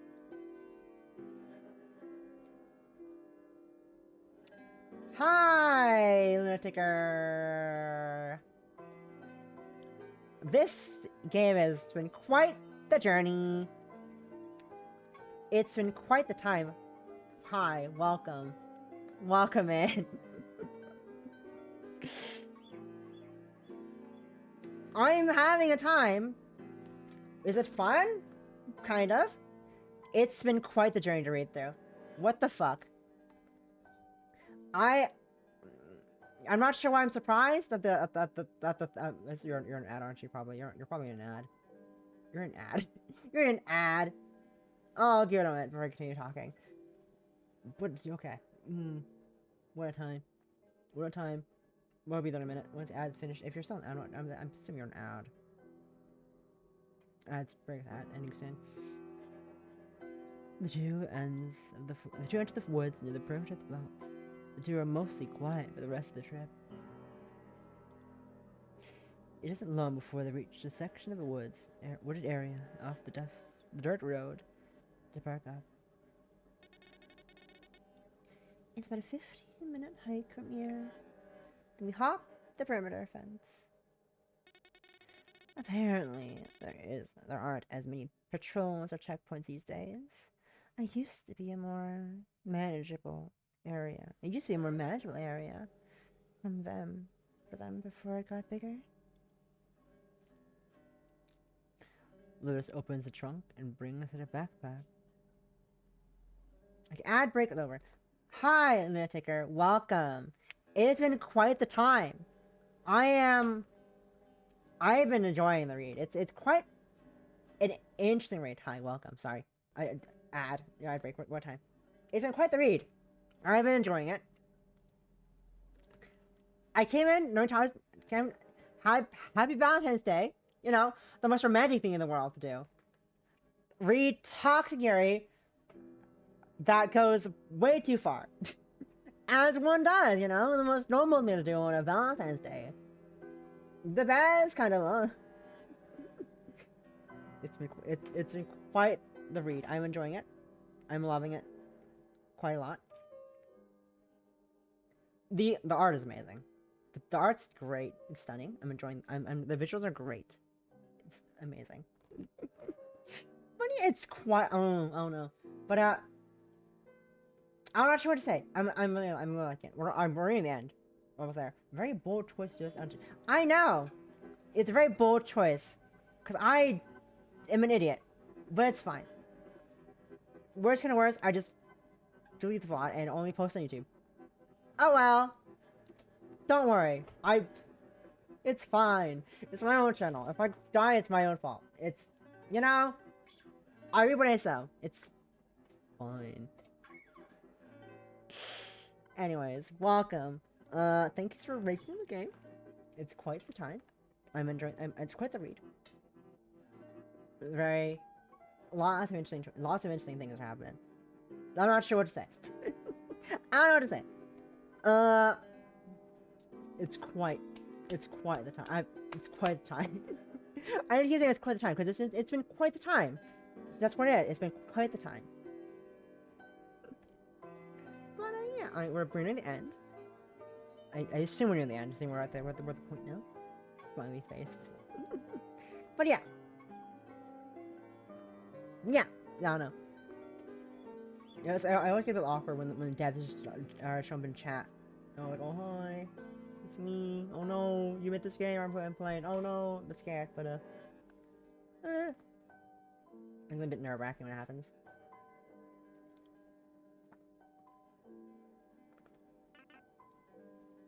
Is it in here? Yep.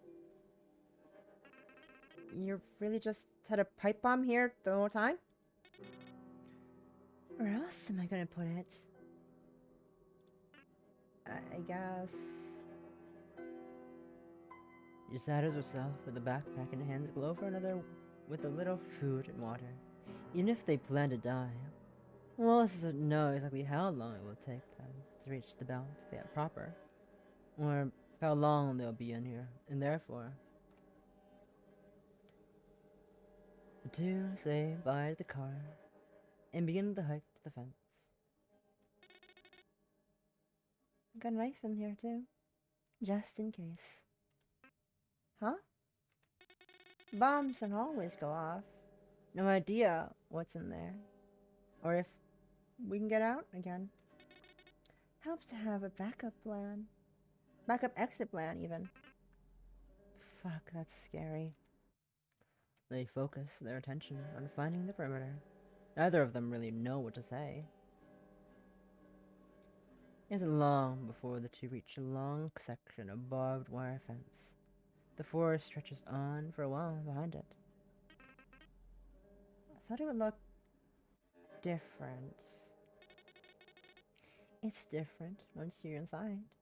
You can't see it from here. Lewis brings out a pair of bolt cutters and holds them out to Clover. What? Equitable workload. Equitable workload. I did all the driving. Make a gap for us, useless. Unless you want to climb a barbed wire fence in a skirt. Alright.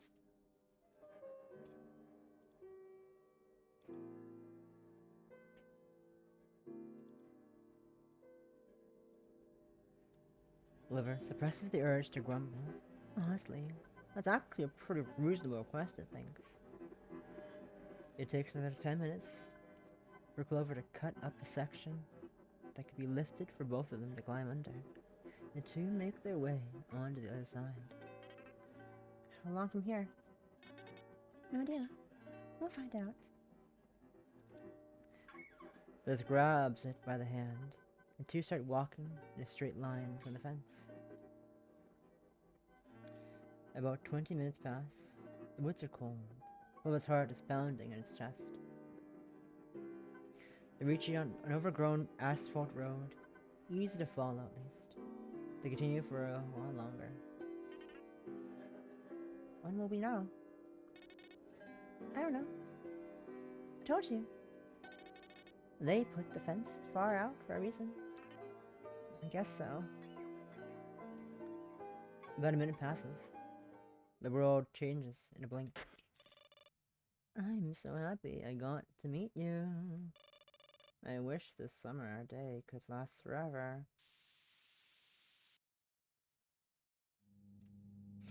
In an instant, the world turns into something different around them. The two find themselves in the middle of a wide expanse, a vivid meadow of green grass as far as you can see. A perfect blue sky stretches out before them. No, not blue. There isn't a word for this color. Blue is the first thing that came to mind. That much is certain. But what the two are looking at now makes the ordinary concept of blue feel like lifeless gray. Rather, the color reaching their eyes is the feeling that having blue elicits in a person's gut. Are you crying?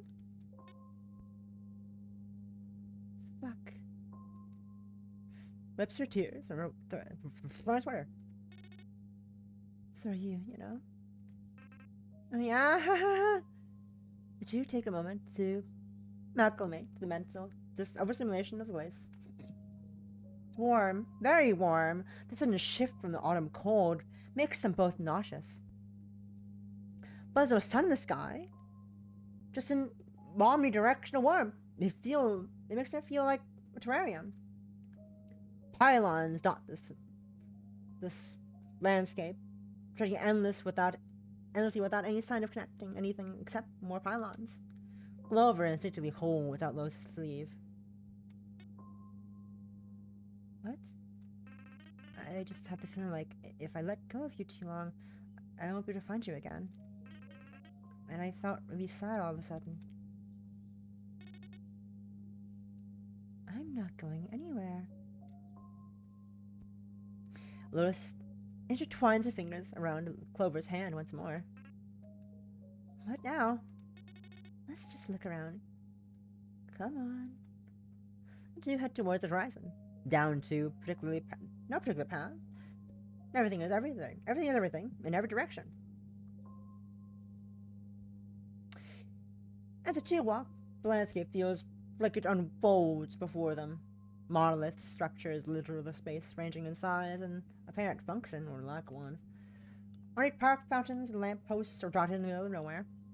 What looks like a theme park on the horizon is known in one direction. Sometimes things look rows and rows of various pylons shaped for miles. There's not really any visual cohesion between these things. Along their chosen path, the two happen across what looks like a notice board. Be new friends! No boundaries. Love, love, love! Are you looking? What the hell? Who would want this? They continue walking for a while. At some point, the sound of manic laughter rings out. Past the crest of a hill, a group of people are having what looks to be a lively picnic.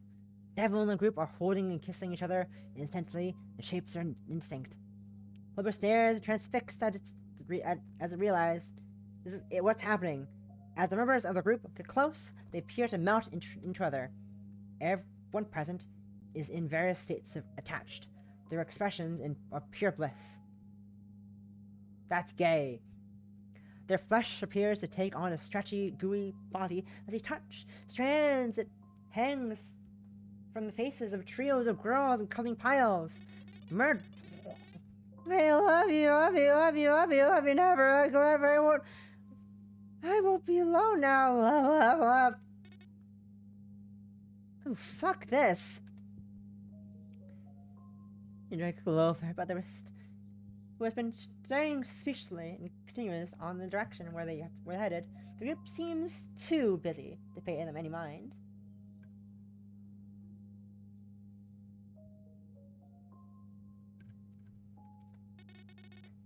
Come on, I don't think we should stay here. Yeah.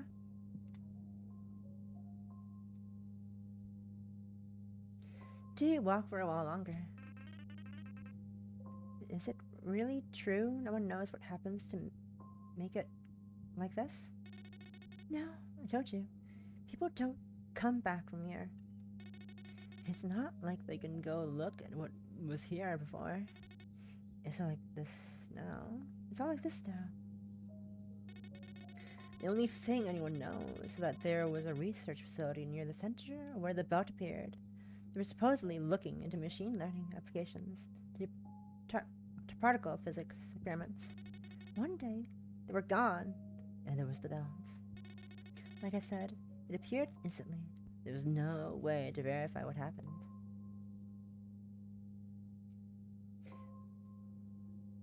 And time passes, possibly. Lotus tries to check her phone to see how long it's been, but the clock seems to be stopped. That reminds me. I haven't seen you check your phone even once since we got here, since we met. Oh, I never really used it. I don't really even have data. Ha ha ha. Doesn't feel like lambasting it anymore. Lotus just feels sad. The kaleidoscope landscape unfolding before them draws their attention away from the tropic. The stream of people and oddities is never ending. They happen across a kid with a never-ending glass of orange juice who's really, really excited about it. Whoever asks if he's okay, he's fine. Everyone comes along and asks about the juice and is nice to him. A little later, there's a man on the stage in a tailored suit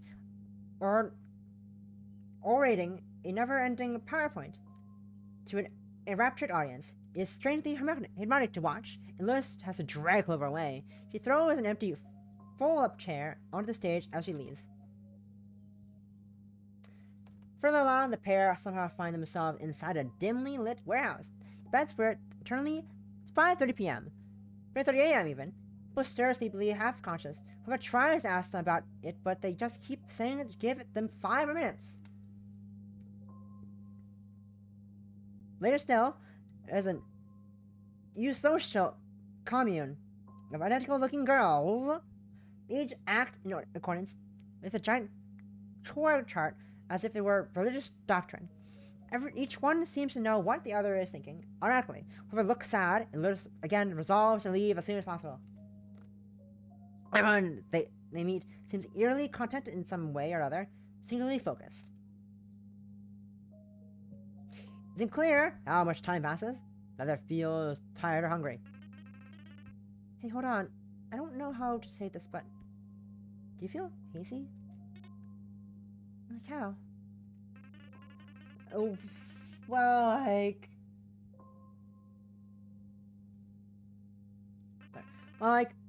I think about something hard enough. I get this fuzzy feeling. Like, I could change things if I wanted. My body starts to feel different, but it gets super uncomfortable if I do, so I stop. That sounds fucked. I think maybe there's what happens to everyone else over time. Like, they sort of gravitated to what they wanted most.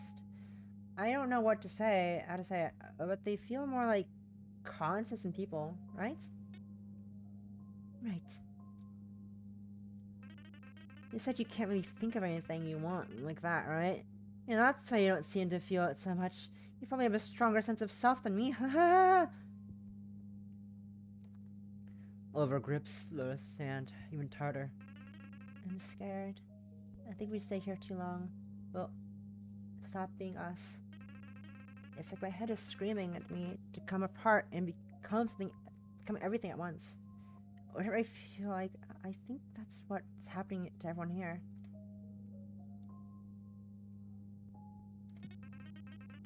Maybe they're happy, but I don't like it here. I don't want to lose you. Still have the bomb, right? Lotus gestures at her backpack. Right. Yeah. You're really tired of this already. Not exactly, but the thought of us losing each other as we stay here, it's kind of terrifying. Do you feel it too? Not as such, but it's true. They really don't want to end up like what we've been seeing. I don't know why, but I feel a pit in my stomach and chest whenever we talk to anyone here. Yeah, I think I still want to die. The idea of forgetting is too painful. I want to die while we're still us. What do you think? Oliver stares desperately at Lotus. as it clutches her wrist. Fuck it, yeah. It's kind of rancid here. I'm really glad. Lotus brings out the hardware store-made contraption and places it on the ground. The messy, complex device looks even more absurd amidst the picturesque landscape. She has the detonator ready. Hey, come here. Sit with me for a bit. Both of them cuddle up the soft grass next to the bomb, looking off onto the horizon. Got a remote detonator. Played with a few of these before, just to get them right. You ready? Timer is set to 30 seconds after I start it. Clover smiles weakly as it clutches Lotus. Yeah, go ahead. Alright. The detonator is active. She puts it down, and two hold on to each other as they sit next to the bomb. I feel happy with you. Yeah, me too. A moment passes. Something rises in Clover's guts. It meant everything it said. But... Clover, wait! What? I can't. I know I asked, but... What? Don't make my last moments like this. What the fuck? Sit down, please! Clover jolts up, trying to drag her with it. What are you fucking doing? I can't. I'm sorry. Fucking get back here. No, don't fucking leave me. She panics and gets up and tries to stop Clover moving. Please, I don't want to. No. You can't fucking do this. No. Everything happens in an instant. Clover manages to drag them several meters away before it trips, sending them both tumbling. Lotus falls on top of it. Only a split second after, the fuse ignites. The explosion is louder and more intense than either of them have been prepared for. Clover's ears are ringing. Its head hurts worse than anything it's ever felt in its life. Its vision is blurry. It feels a weight on top of it. Warm, wet. Its hearing and vision fade back and its blood freezes. Everything below Lotus's hip is paste. It's so much worse than Clover could have imagined. Clover is battered and bleeding too, but it seems like she took most of the impact. Oh my god, I'm so sorry. I'm so sorry, please, hold on. Fucking loser! With more strength than anyone with their lower half blown off ought to have, she grips onto Clover, coughing up blood on it as she tries to talk.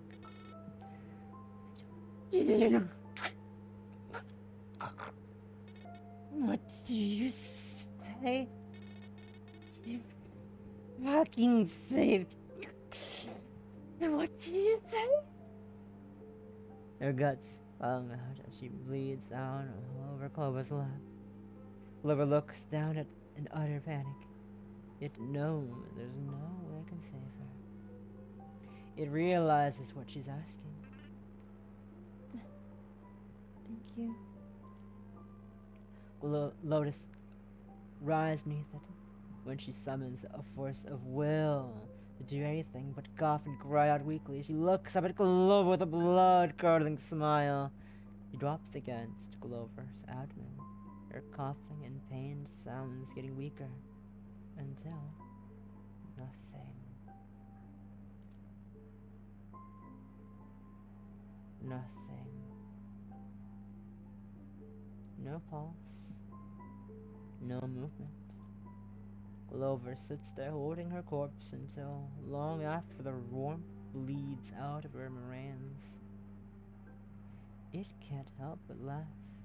It can't help but song. Is this really it? Clover thinks. Can't even kill itself, right? She didn't deserve such a horrible death, Glimmer thinks. It's never had real control. Not even once. If it took control over what it wanted, this wouldn't have happened. She was right. Lover wonders, which is more Lotus? The gold remains on his lap, or everything he remembers of her? Lover is empty. Empty. What does it want? What does it ever wanted? It wants to be filled up again. It wants to stop feeling this way. That's all it's ever wanted. It closes its eyes until a body starts to reverberate every cell, every molecule, until it feels less like meat, more like static. A concept. The world fades around it. What does it want? It remembers the feeling of being held. It remembers being filled up, a vessel with a purpose. Everything goes dark.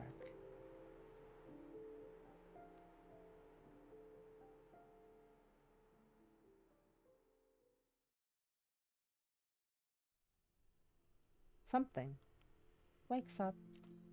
It clutches itself. Cold. Cold. Everything is so much. Its entire body feels electric. The sensation of its own touch is more intense than anything she's ever known. It reaches where it is. The back seat of a car. The car. Her car. The red evening sky filters through the trees. Something is different. Something is different. Something is different. The world is fizzy. Everything, everything, everything. But still here. She's still here.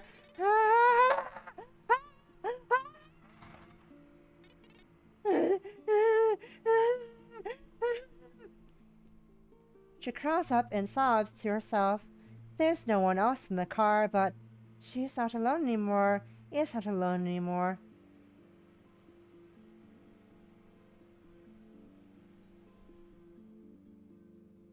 Passenger, ex-princess. No hope. Must die. What a game. That was... Oh, I've got a tab out and stops. That was an experience. Fascinating game. Definitely risky to find this on Twitch. I'm gonna publish this VOD on Twitch. I'll just put it on YouTube. I'll just put it on YouTube. That was... I keep pretending about the game. That was an experience. That was an experience to go through. Let me pissed her. Take photos of her room. Sorry, just stop, girlfriend. Oh, thanks. Thanks for letting me know that. That's good to know ahead of time. Thanks. Oh god. Thanks. Thanks for the heads up. It's a cool hand fade. I'm making this fucked up so I could write.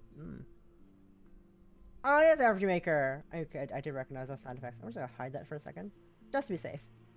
Just to be safe. Reply. Oh, that's cute. Let me for a second. Cute. Cute. Oh, there's more. 6 months later. I'm just gonna do this real quick. Just to be safe. Lotus is kneeling in front of her bedroom mirror. Breath ragged, completely lost, entranced by her reflection. This is where she feels most at home now. In fact, she's never ever felt more at home anywhere else than here. Ever, ever, ever. Emoticon. Not in her whole life. Not in its whole life. Oh god! That's a penis! Let's lose their train of thought. Gross 4 days unshowered cock. Ah! What does joining together make it better? Kind of stupid. Oh well, Lotus thinks it looks better on her than it ever did before. Oh yeah, she thinks. So basically life is just like really good now. When we came back from our trip, we didn't really know what to do. But she sort of remembered just enough to get in touch with our parents. Oh yeah, we have parents now. That's like so awesome. Wait, huh? She's always had parents, Lotus thinks. Sorry, it gets a little confusing sometimes. Anyway, yeah, like, her parents recognized her, but like, they seem really worried, but basically it's like, oh, okay now. It just told them, like, it got, like, kidnapped and stuff and then taken to global world. Because that's kind of what happened, like, literally. And then we kind of scared them, like, her stupid rich parents gave us, like, this apartment to live in, our own. We get enough for groceries, and it's, like, super cool, but they, like, don't really visit very much. They never really, They keep trying to ask about things about before, and, like, Lotus doesn't remember super well. They look a little sad, but they're okay because we're never, ever, ever lonely. We don't ever need to worry, emoticon. Every second, every breath feels like a warm, soft hug. Color and taste is so vivid now. Oh yeah, some super serious looking people tell us we have to go see them in this weird building, and it's really scary at first, but they all just do this, like, ask us all these questions and give us some really fun little tasks to solve. The other one loves the puzzle. Bonus has fun too. They're like super interested in, like, in us. I'm like, they always tell us how good we are, and like the lady in there is super nice and pretty. She doesn't. Yeah, because a kiss. She doesn't like to kiss though. She says it would be inappropriate, and like, it's so funny. We don't really get it, but like, they pay us a lot or something. Kind of silly. They could just ask to be friends if they really wanted. Everything is so much all the time. It's really a lot of trouble getting used to it. Like, this is like really funny. There's the other one. Really badly wants to be touched. But like, it's kind of confusing. Like, we think we want it, and we want it so much that it feels so much good to be touched, and then we get scared, like, don't leave me, don't leave me, don't leave me, don't leave me. And I just think it's other people get scared too. They don't stay around too long when they get close. But it's okay. She'll never be alone. I always told her, this time, I'll never let her go, because she's like, inside me and stuff. Blushy. And we have friends. We have friends now. I mean, she always had friends now, but like, we're friends now. Like, most people get really scared, like, don't get it. But, like some people love. Like, they tell us she's so, but it doesn't really remember anything. Someone named Ethel keeps messaging her about a car, and she seems really mad, confused, and I'm like, I think she understands we can't really, like, do that anymore. But, like, yeah, other one gets, like, really, really sad, because, like, there's no one who remembers it. But it's okay, I mean, it's, like, cries a lot. Like, hours, and, like, it's kind of hard to eat, but, like, we take care of each other. Anyway, stop jerking off! The jerking off feels, like, super good. And, like, we kind of just, like, get forever and go, just whatever I wanted? Like, no way. It's so good. I made a mess again. It's like so much. My favorite thing to do together is like kiss and lick the rest of the mirror, and like basically it tastes like sweet and yummy thing. Like, oh my god, yay! Like, it's super cozy. After a while, it's like coats adorable, and it's just like lies in bed, it hugs its pillows, and listens to stupid girl music, and it just like makes stupid inside your glitter and fluffery. So like, no one needs to worry anymore because like everything works out so perfect. It feels like a princess. It's so happy. Ever. It's like a princess. Like, Sammy's ever. Never, ever letting go. Never, always together. Forever. Ending A. Brain damage. implies another ending. This implies a different ending. This implies a different ending. What do you mean ending A? What do you mean ending A? This implies a different ending. What are you talking about? What do you mean? What do you mean ending? What do you mean ending? This implies a different ending. You're implying things, so I doubt you're implying things correctly. The implications here. You're implying things, but whatever. What do you mean ending A? What do you fucking mean ending A? What do you mean? What do you mean A? What do you mean A? What do you mean A? What the fuck mean A? What do you mean A? Huh? What? What a time. Anyways, that was a journey. Stop saying that. It was a journey. It was a journey, to say the least. It was a story. I quite enjoyed the story. Jokes aside, the story was good. I liked it. It went places. I was not expecting it to go places. I'll be honest with you. It went places I wasn't expecting it to go, and it wasn't bad. I quite enjoyed it. But it is also late. It is late. I do need to go. But thank you for what the fuck? That didn't come up on my thing.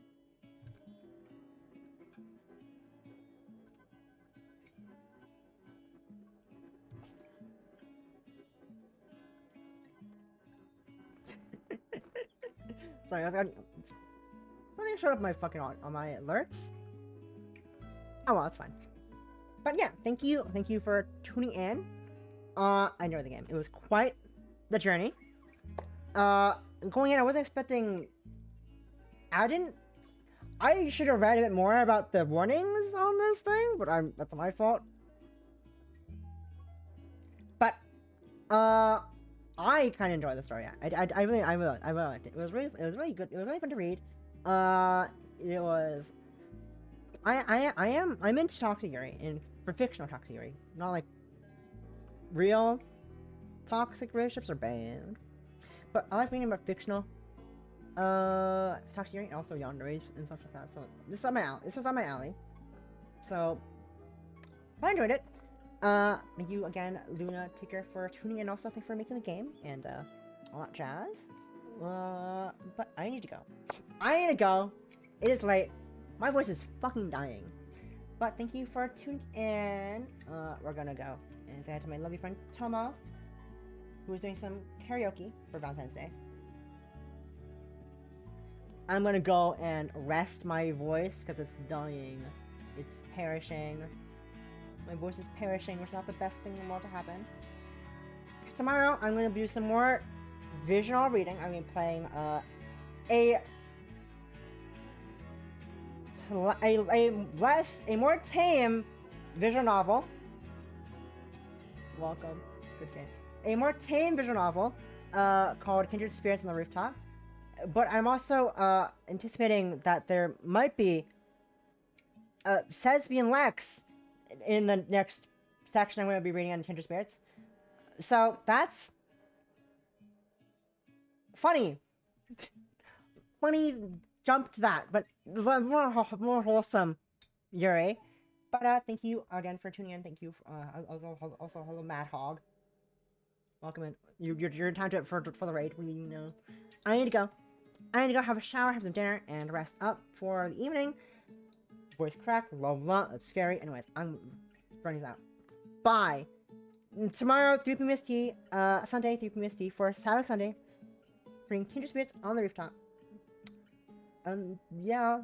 See you next time. Have a lovely day or whatever. Bye. Oh, I'm awkward. Fuck.